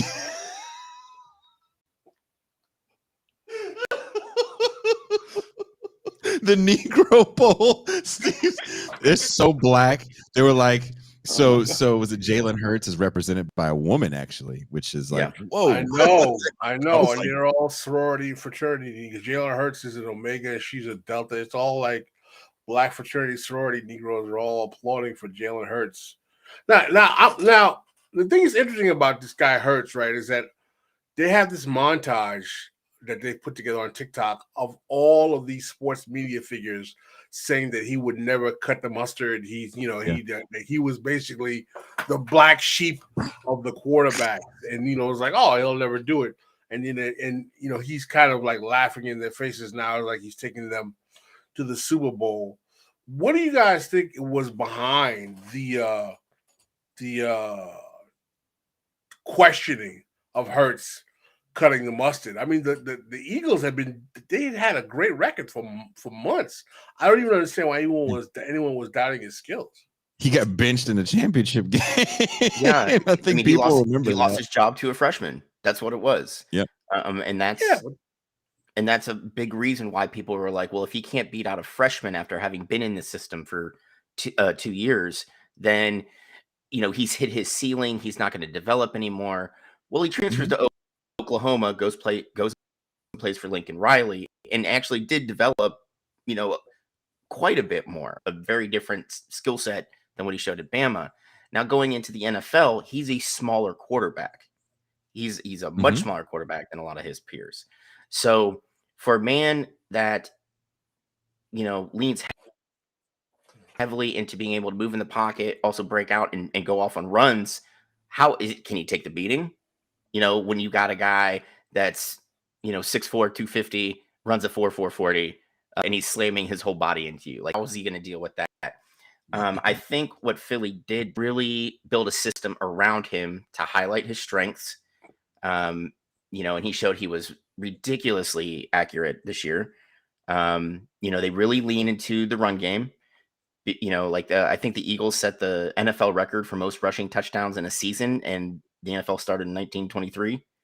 And you got to think the NFL didn't really like the passing game until the early 90s. So there was a lot of running to be done, it's a team built to highlight Jalen Hurts, and it's great. Like, I love that scouts missed on him. But, when you lose your job as like an upperclassman to a freshman like Jason said, in a national championship game, at this point, every draftnik is going to be like, dude, don't touch him. That's yeah. That's and that's, and he didn't lose to a giant freshman. He lost to a dude around the same size, if not a little smaller, that won that game. Yeah, he was highly ineffective. I think Tua ends up winning that game, and Tua he was like inch taller than Jalen Hurts. I think. Was he even? Yeah. There's a lot people like about Jalen Hurts because I think he also takes losing with a bit of humility that we haven't seen young people have in a while, because again, as I keep saying this, we're dealing with a new athlete that is brand first. So Jalen Hurts is trying to set himself up in a position where he can be like Cam Newton was before he called that lady sweetheart and lost all those deals. Yeah, that'll do it. And so even Cam Newton, who really isn't a bad dude, I don't remember hearing about him beating on anybody and getting drunk and having fights. You live in North Carolina. Yeah. No, everybody loved Cam Newton. Yeah, everybody loved. Well, that's the thing with Panthers fans, and I've said this for years. Carolina Panthers fans are the fucking second worst fans in the NFL. Only next to Philly fans, next to the Seahawks fans. Interesting. I'm gonna tell you right now, until Pete Carroll showed up, nobody gave a shit about Seahawks except like diehards, right? Agreed. And now you've got like 15-year-old kids that are like, I've been a Seahawks fan for 20 years, and it's like, dude, shut the fuck up and sit down, man. But Panthers, like, they get the team in '93. They've got the jerseys. They go to, they win 7 games their first year, go to the NFC Championship game their second year. So they get spoiled right off the jump, right? When George Seifert shows up there and he goes 1-15 with Chris Winkie as quarterback. Simpsons meme where he's like going into the ivy, right? Like he's got a Panthers jersey on. He goes in and he comes out. It's either a Falcons or a Reds, now Commanders jersey, right? And that's how Panthers fans are. Like the Panthers are winning, they're successful. They're like, yeah, whatever the fucking saying is, like keep pounding or whatever, right? But when they start losing, they're like, nah, man, I've always Atlanta, man. I rep ATL. And it's just like, dude, shut up. 2 weeks ago, you were in a fucking Panthers jersey. Cam Newton sold a lot of merchandise and tickets for that franchise, and they definitely, with the quickness, he said that shit one time, done. All the Oikos money is gone. Yeah. I mean, and that's the thing. Like, they loved Cam until he didn't, right? Like, when he got hurt and he stopped playing up to like that MVP caliber because he took a beating. That guy took so many hits. That's when they were coming with Cam. Let's get the next guy in. And then when it took him a while to kind of, release him, you had Panthers fans just like burning Cam jerseys and shit. And I'm like, what the hell, dude? Yeah, like he did something. Like he stole a computer in college. I was like, okay. You did coke. a lot of it, mind you. Why is that's what he's getting? I look at Jalen Hurts and I look at what's the kid's name? Patrick Mahomes, who has the best dad in all of football right now. And I'm like, this is the future of athletics. These guys that don't say the wrong thing. They take losing with a great deal of humility. They have been training since the womb, high level training since the womb. And they will play sports and have extremely successful post-sports careers as being,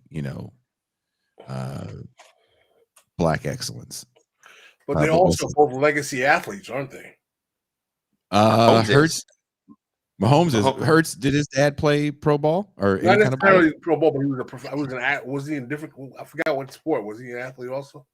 I can't remember off the top of my head, Pascal. But Patrick Mahomes' dad was a Major League Baseball pitcher for 14 years. Yeah. Right. Yeah.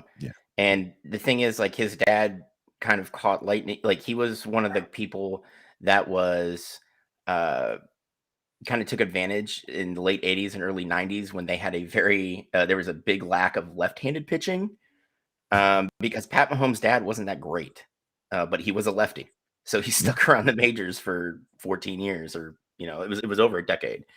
But Jason and I have talked about this before. Like, Mahomes was going to play. He was going to come out, and be put into sports. He was really into baseball, but football really became a big thing for him in high school. But the problem was, he didn't have a lot of tape out there, and he ends up going to Texas Tech. Like, this is a school where you can get your name out there for throwing a lot of yards. You're probably not getting drafted though. Look at the people that came before him. Former Arizona Cardinals head coach Cliff Kingsbury. There's one. And there was a Graham Harrell. There's another one. Oh, that's Graham Harrell. Also is a coach right now, isn't he? I believe so. Yeah. So like Texas Tech was known like, yeah, this guy, under Mike Leach threw for 11 million yards in 1 year. So we gotta, but they never did anything. But like Mahomes, when you have that kind of athletic pedigree that he has, the name recognition. Like the dude was just like, Jason, you're absolutely right. He's very calm, when and very reserved when it came to losing. He's calm and reserved on the sideline. He's calm and reserved for, when he's in the huddle. Like he's, the epitome of what you want in your QB, right? Yeah. Like he can stay in the pocket. He can get out of it. He makes the throws. He makes throws that he shouldn't. He makes, like Patrick Mahomes, like fucking amazing quarterback. And he's only been in the league, what, like 5 or 6 years? 4 or 5 years. Yeah. And as a Bronco fan, it's frustrating to watch him. I hope he loses. But I think back to Pascal's earlier point about the bread and circuses. What I find fascinating about sports is you have these guys now that are not going to be soundbite machines.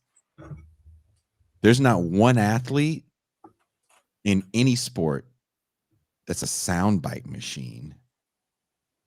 Do people try to create narratives around cancers in the locker room and all this other shit and make up arguments? The best made up argument was when there was that clause in Kyler Murray's contract that I guarantee is in everyone's contract to like study so much film a week. It was a whole about racism. How dare they ask? I was like, you really think Kyler Murray, a son of a high-end college quarterback that's been playing QB since the womb, doesn't study fucking film? Like, come on. This is silly. This is silly to think that this isn't just a standard clause in a contract. These things are all cut and paste anyway. Yeah, for the most part. But it's the creation of narratives because these guys are no longer like Pascal. You're old enough to remember there were players that were coked out of their minds and they were going to say and do crazy shit. They hated certain broadcasters. Remember when Deion Sanders douses Tim McCarver with a beer or champagne to piss him off, or Ryan Leaf, losing his shit in a post game thing and playoffs. You're never gonna hear this anymore. Yeah, all this stuff is dead in the modern sport athlete because they're looking at the next level.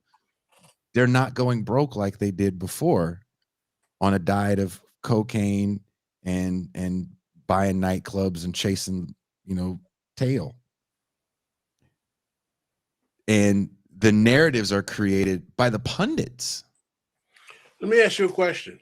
Do you think this is a consequence of the fact that a lot of the kids who are becoming elite players nowadays are second generation suburban players who are children of athletes who have capital that are basically not coming from struggling urban environments where people expect quote unquote antisocial behavior to be inculcated into these players? Do you think that's a factor? Yes. Yeah. Oh, huge. I mean, and that's the thing. That's the thing. Jason and I, we've talked about this a lot on a couple episodes. When you've got these young kids that are kind of in the pipeline, and it goes back to that specialization, Pascal, because you got to think when all three of us went to school, like a kid played football in the fall, right? And it would bleed into basketball season, and they maybe played or, ran track or something in the spring, right? So you had athletes that had, 50 million pins on their Letterman's jacket. Like, they lettered in a lot of different sports. You don't see that really anymore. Go into the pipeline very young in one sport. And then because mom and dad have the money, this kid's not even just going to go play the sport. He's going to go to camps in the off season. And not only is this kid going to go to camps, we're going to line him up with a personal coach, right? Outside of the coaching staff on the teams he's playing on. So this way he can get, or, this athlete can get work in whenever they need to, whenever they want to. And with some of these parents, they want to kind of ride their children's coattails. So they're with their coach quite a bit, right? And then you have sports where it's a constant travel thing. And football is just now getting into that with the 7-on-7 leagues for high school kids, right? For the more elite recruits that are going to be playing college ball. But baseball, you're on traveling teams. Hockey, you're on traveling teams. basketball, you've got the AAU leagues, right? Like it's just you're constant. This is what you do. And Steve brought up that's the European model, but you have to look at it. In Europe, if you're an athlete, like you come up and you're in school, like with academies for you're essentially in the pipeline for a pro team very young. We're starting to get to that point now when you look at things like IMG Academy in Florida, and there's another one, and I can't remember exactly what it's called. Remember the name of that one. Yeah. But I think we're gonna see kind of that happen. Like we're gonna turn to the European model. So, it could maybe kids from underdeveloped economic areas. It might give them a chance to get the opportunity to go into these, academies, if you will, get their basic education, and then they're training to go be successful in their respective sport, right? But like as it stands now, the way our system is set up, like you said, Pascal, you have to have money. You have to have money. There's a reason, poor underserved areas, they're losing a lot of their sports teams. Where I graduated from high school, we essentially had 8 girls sports and 8 boys sports. And now it's down to 4 boys sports and 2 girls sports because there's just no funding for it. And they turned to a pay to play model.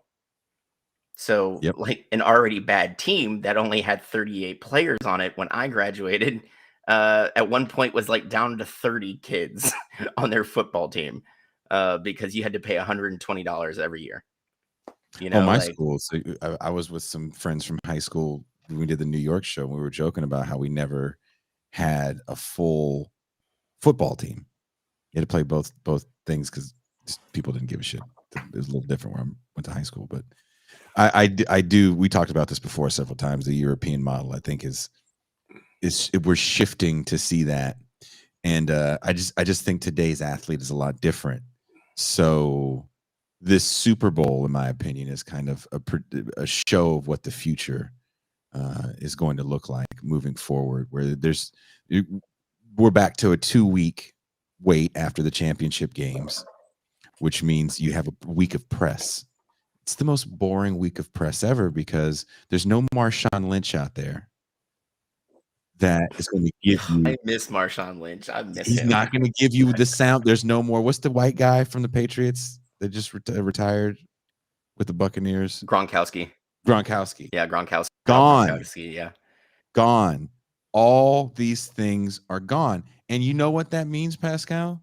The news is way more exciting than football. You're going to get more interesting, controversial sound bites on the news. Patrick Mahomes isn't going to call Jalen Hurts a pussy.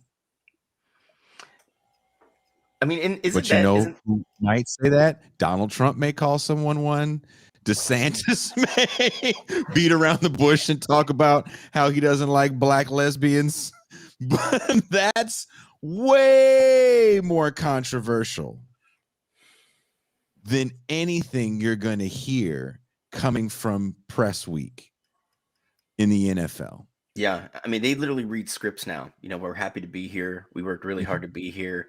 It was a whole team effort. What other playing a kid's game? How lucky am I? Yeah, I'm truly blessed to be here. I'd like to thank God for and you got Kevin De Leon choking out people. Yeah, that's again when you talk about the bread and circuses, it ain't sports the way it used to be. Maybe fans get all hyphy. That's fans. The players aren't giving you the material in any sport. Watch the news. That's man. Watching the news, regular cable news. I don't care if it's MSNBC or Fox. It's insane what cats are saying because they now have a microphone that they didn't have before and people's attention. And they're constantly pandering to a bit of a fan base, if you will, because there's not constituents as much as there's fandoms. Yeah. I mean, and that's the sad thing. Like, and I have a journalism degree, is that real journalism's dead. Mm-hmm. You know, someone in chat said it's punditry, and that's exactly what it is. No one's doing the big stories that open, you know, that lead to, you know, no one's doing that. You know what I'm getting instead? In a fucking business magazine? You're right. Workers need to decompress. They should do that on their commutes. Everybody needs to get back to the office. And I'm like, I was like, I have a journalism degree. I want to write something with substance, and you're getting paid to be a staff writer for Bloomberg, and that's what you got. Oh, the best thing I read. Again, it's the week of the Super Bowl. This is the week where you're supposed to be hearing all I guarantee a victory. The best headline, and I sent this in our chat. I don't know if you read the article, Pascal. There was a mass firing at one of these tech companies. And when the woman fired everybody, the CEO, she quoted MLK. Oh, damn. Oh, yeah, I saw that. Oh, dude, I saw that. She said, I have a dream that y'all Negroes get better jobs. I have a dream that y'all might want to leave because this is not looking good for you. I mean, and what kills, like, she used some quote, Pascal, that, like, was taken completely out of context, where Dr. King was attacking, like, capitalism and how it's attached to the poverty. And she just, like, kind of, like, pulled this small section out of the quote and just said it in that email and was like, Dr. King said, you know, and it's just like, what? Just remember, as you don't get a severance package and you got to get on Cobra in 2 weeks, just remember. Just remember, after you left something at your desk and your key card doesn't, and you can't come back and get it. I may not get there with you. Like, I'm not laughing at the plight of these people. That's fucking horrible. Yeah. But I think I might have thrown a Molotov. Like, that would have been the moment that I threw a Molotov at my job. Even if my job was at my home, I might have thrown a Molotov. Yeah.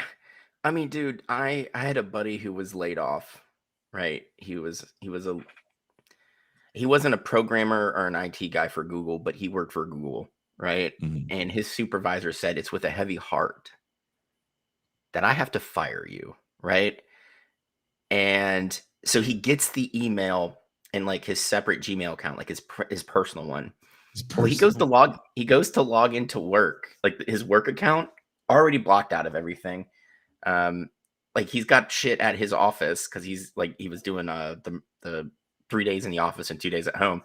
So he, like, drives to campus to go get his shit. Can't get in the building. Mm-hmm. It won't let him in. And he's just like, dude, I want my stuff, you know? So they had to send security to go grab his shit, and they just, like, dumped it in a box, and they're like, here you go, bro. Yep. And I'm just like, dude, he really said it's with a heavy heart. And he's like, yeah, man. With a heavy heart that you kick these rocks.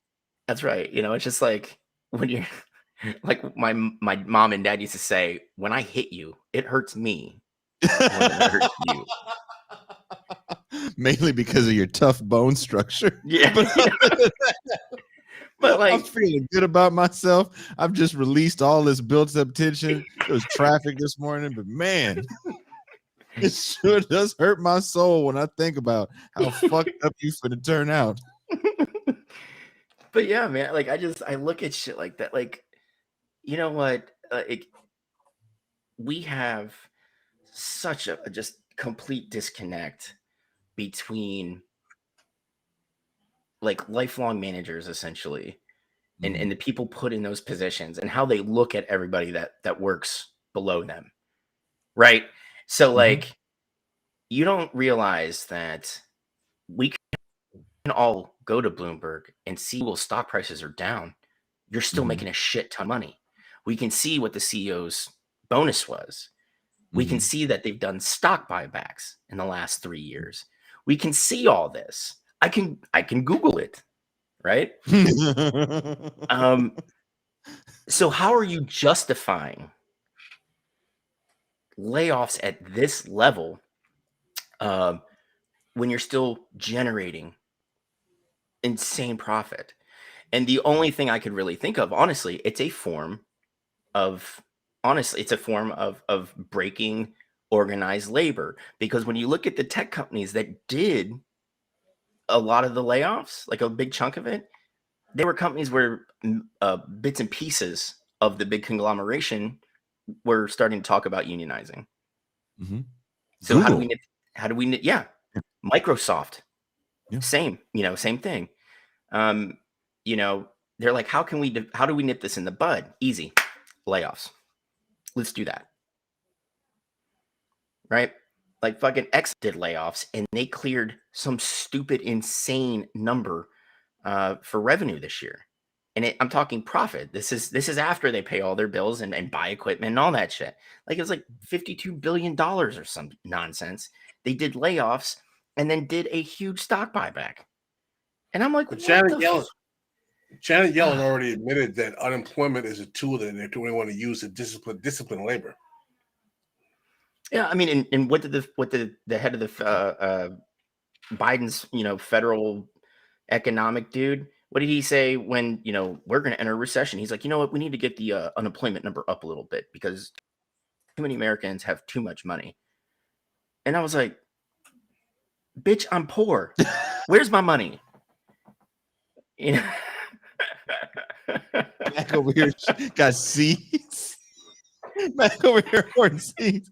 You don't throw that apple core away. I'm about to replant that shit, man. You lost your damn mind. Bitch, that is compost. You bring it here right now. What's wrong with you? Beating his kids over trying to throw shit. I'm gonna call Biden up and be like, your failed economic policies have me abusing my children. Thanks.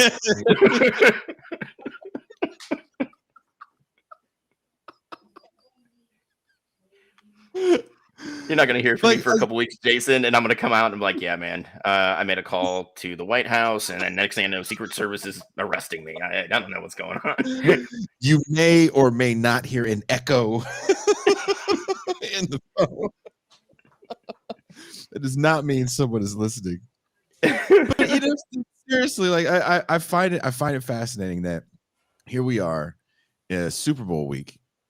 And usually I'm excited, even if my team isn't playing, which they haven't played in almost 10 years now in the Super Bowl. And the neighbors are talking about, having a get together for the game and, all that fun stuff you do. And I don't really think that many people give a shit.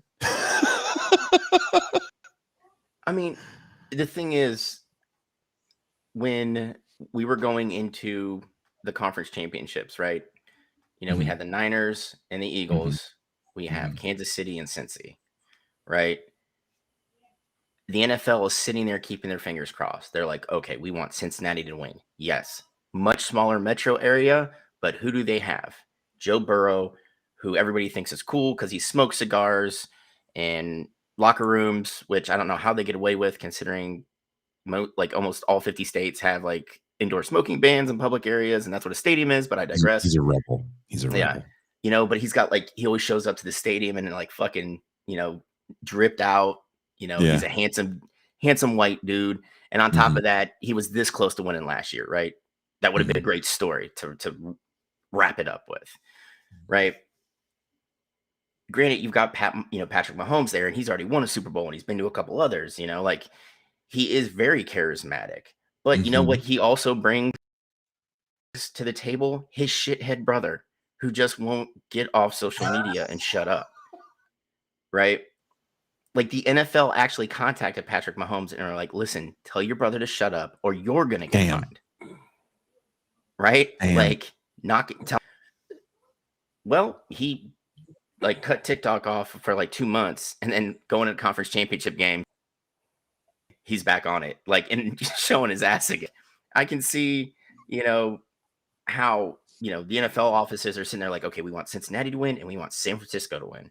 Why do we want San Francisco to win? Much bigger metro area.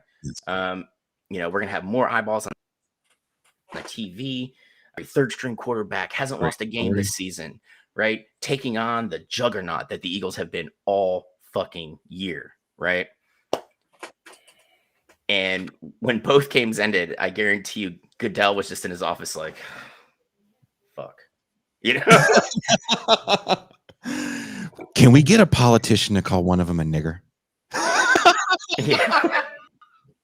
You know, like, I just. Where's Donald Trump when you need him?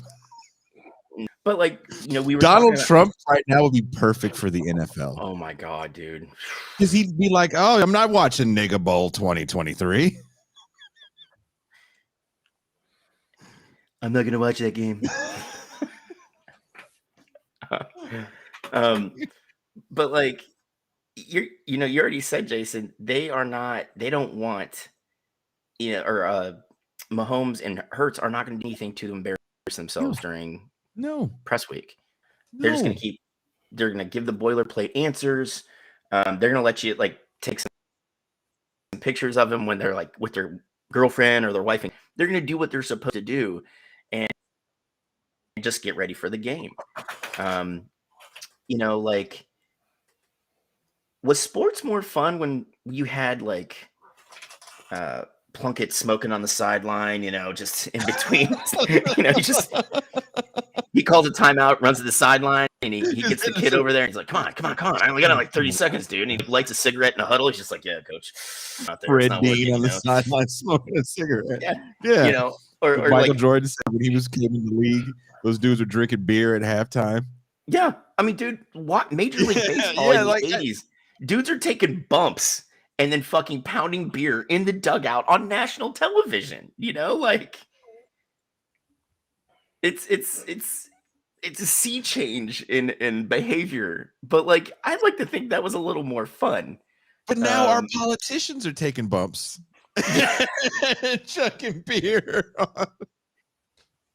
Warren said they have mad orgy parties too. So like, someone's getting down in Washington. It is the script has officially been flipped, and this is what it is. I'm going to watch the Super Bowl, and it'll probably be an entertaining game, but I guarantee in that show, and this is regardless of what me and Ben do, for a living, our neighbor's going to bring up something political. And I don't think that we've even happened last year. It's a very, as Camilo says, it's a very curious time. We live in a very curious time. Pascal, what do you have to, it really is. What do you think, Pascal? No, I mean, it's a really interesting point because I'm looking at the media coverage about the Super Bowl, and it is much more tamed down than anything you've really seen before. And it doesn't strike me that too many people are excited about it, except I do realize that a lot of like professional managerial class Black folk are very much into the whole two Black quarterbacks during Black History Month. I'm black, kind of vibe.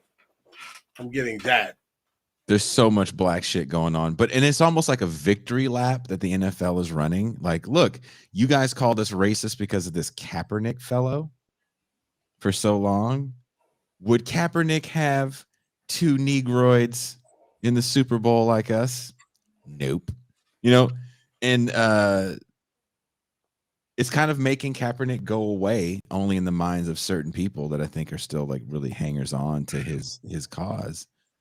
But the NFL wants to get beyond Kaepernick and kneeling. Yeah. And this is the win. Biggest after taking it on the chin the last 2 years with the Deshaun Watson thing, right? So for every one step forward the NFL takes, they take 8 steps back. So like, they're never gonna like. It's nuts. Like I'm with you, Jason. Like Goodell, after the My Little Scenario, probably was like, this is great.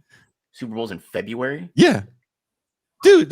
Look, guys, the NFL is loving all of this. They're like, look, we told you we were gonna fix racism.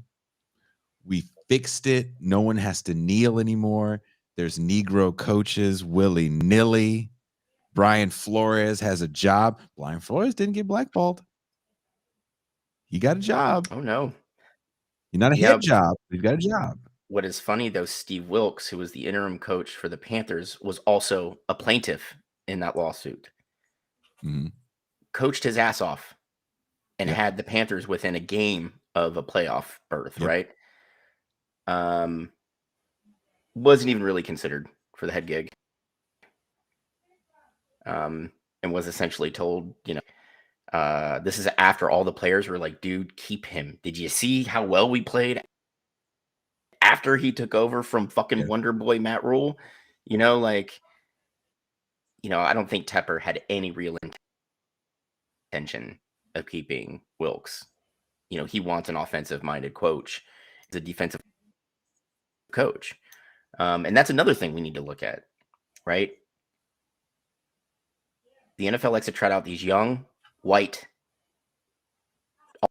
offensive gurus as headmen. Yeah. Especially when you look at defensive coordinators now. Mm-hmm. A lot of black dudes. And the Rooney Rule, they get that one interview, and the team goes, listen, we did our job we met the intent, but we're going to hire this 34-year-old, offensive genius. Until you get a black offensive genius, and they're coming on the defensive side of the ball, and they're doing something incredible. I think I don't want to underplay that right now, because I am actually really kind of blown away about what I'm seeing from the defensive side of the ball with people like D'Amico Ryans. I can't even pronounce the Broncos defensive coordinator. I mean, up until like the last 3 games of the season or so, that defense was holding it together. They're a top 5 defense. Definitely. With a horrible offense and keeping the team in games based off a defense that was being held together also with, losing big name players. Gregory was gone like the 3rd or 4th game of the season. Randy Gregory. Yeah, that so was a waste. You lose your big pass rusher. They traded Bradley Chubb trying to get a 1 for him, and they got it. So I do agree there's a lot of guys on the defensive side of the ball. It all depends on what wins the Super Bowl. Let's be honest. That's how the league is. There was a moment where all these defensive guys were getting head jobs. And then they weren't when Belichick came into the play.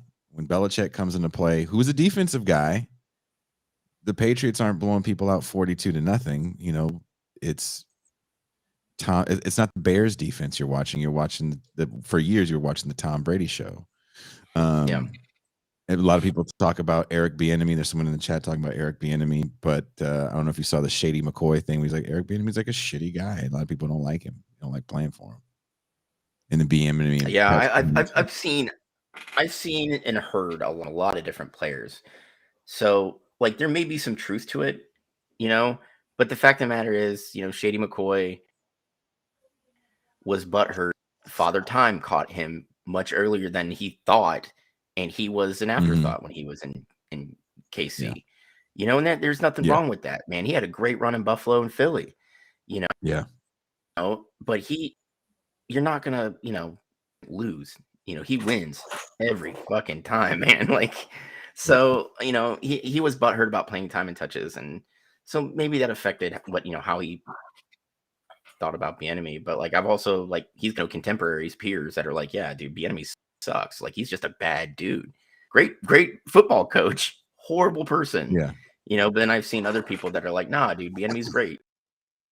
So it's just kind of like, all right. And we don't like Byron Leftwich, I think, is one of those guys too. You're wondering why he doesn't have a job yet, because apparently people liked him. But Tom Brady, the last couple seasons, hasn't really put up big numbers.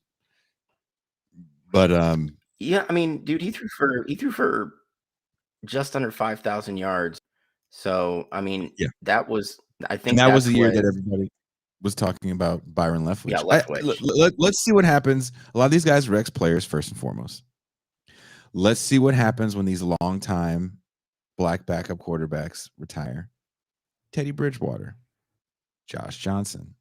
These are super smart players. That's why they keep getting jobs, because they can analyze the playbook extremely quickly.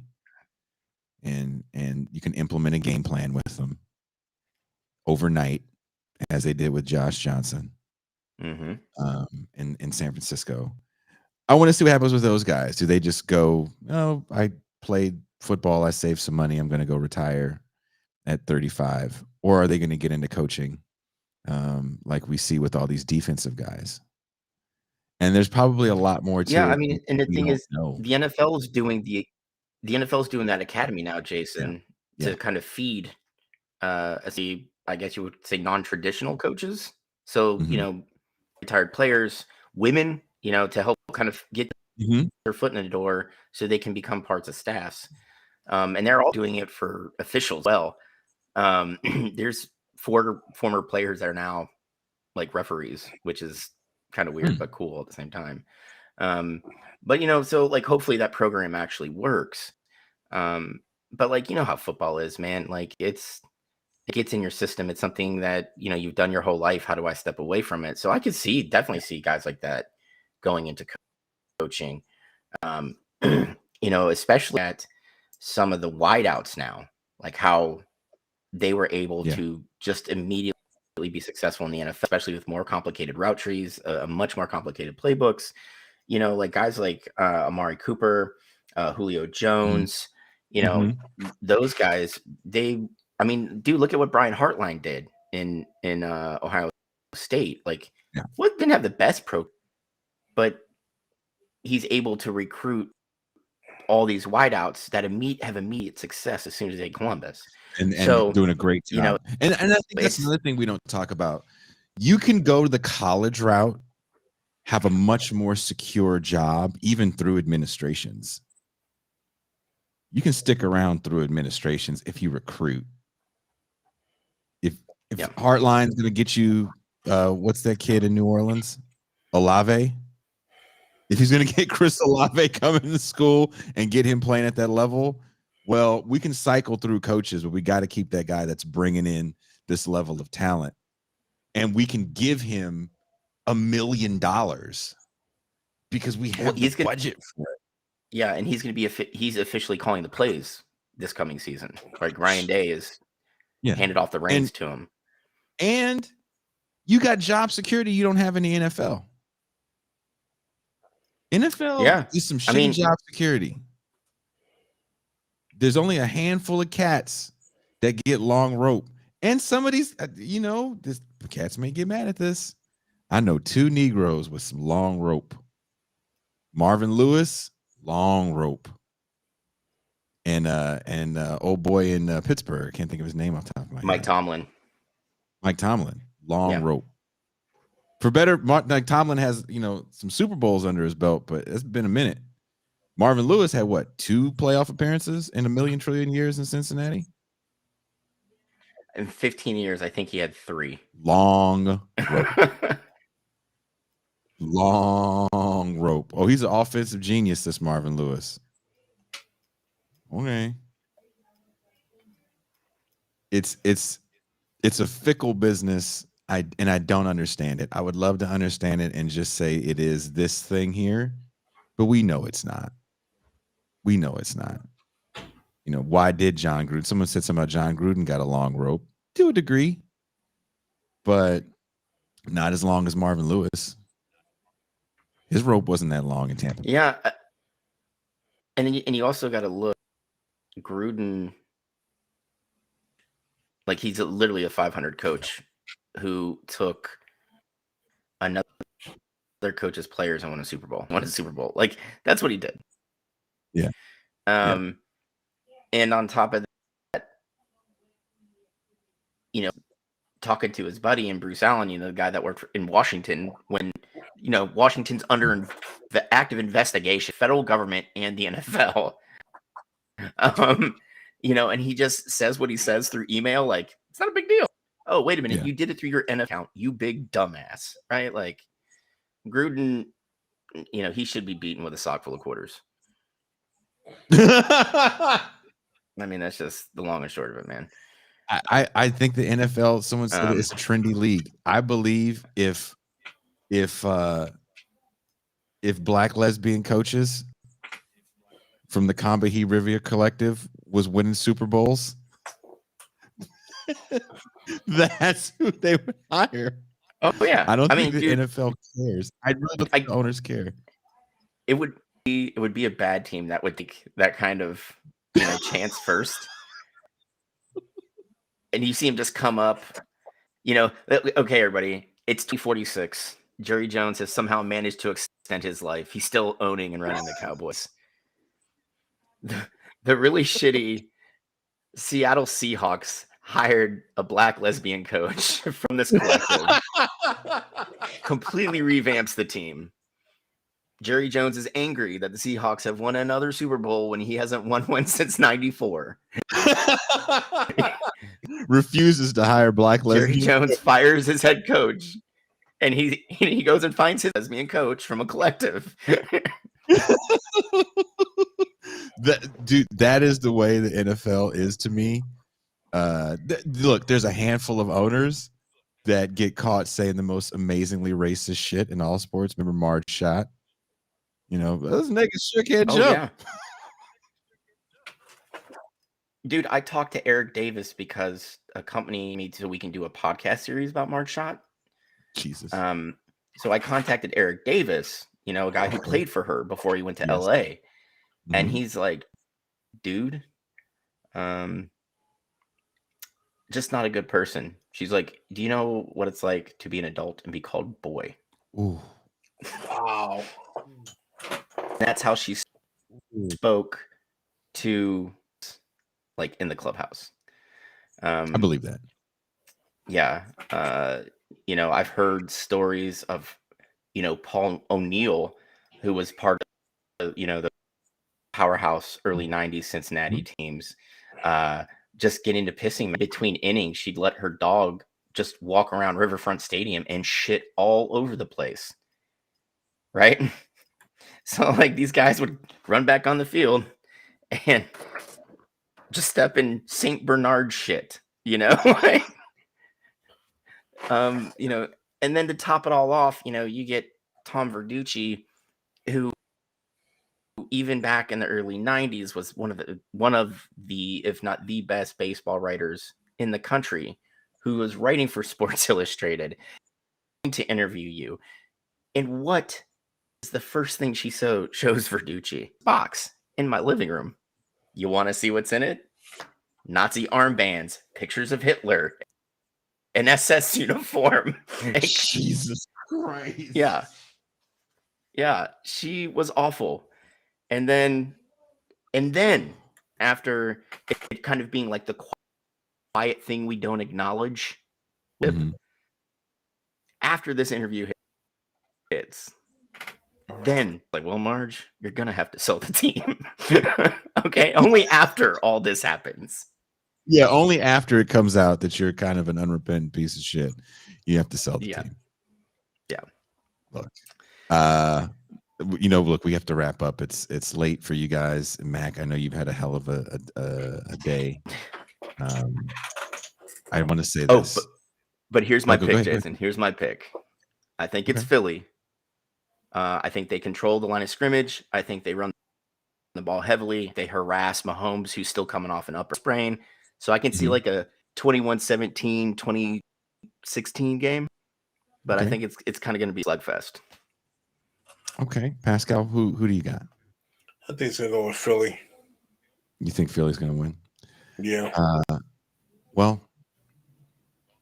I'd like to say that because we have two black quarterbacks in the game, all of Black America wins.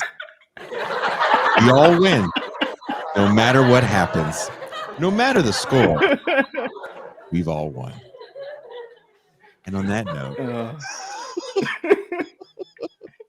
thank you guys for joining us. Thank you guys for hanging out for 2 hours. If you like what you see here, this is the bonus free show we do every Saturday. Usually we do a 1-hour show Tuesday, Thursday, and Wednesday. We go to our champagne room. The champagne is on the house on Saturdays. If you like what you see, drop a tip in the tip jar. Get some TIR merch. We are black.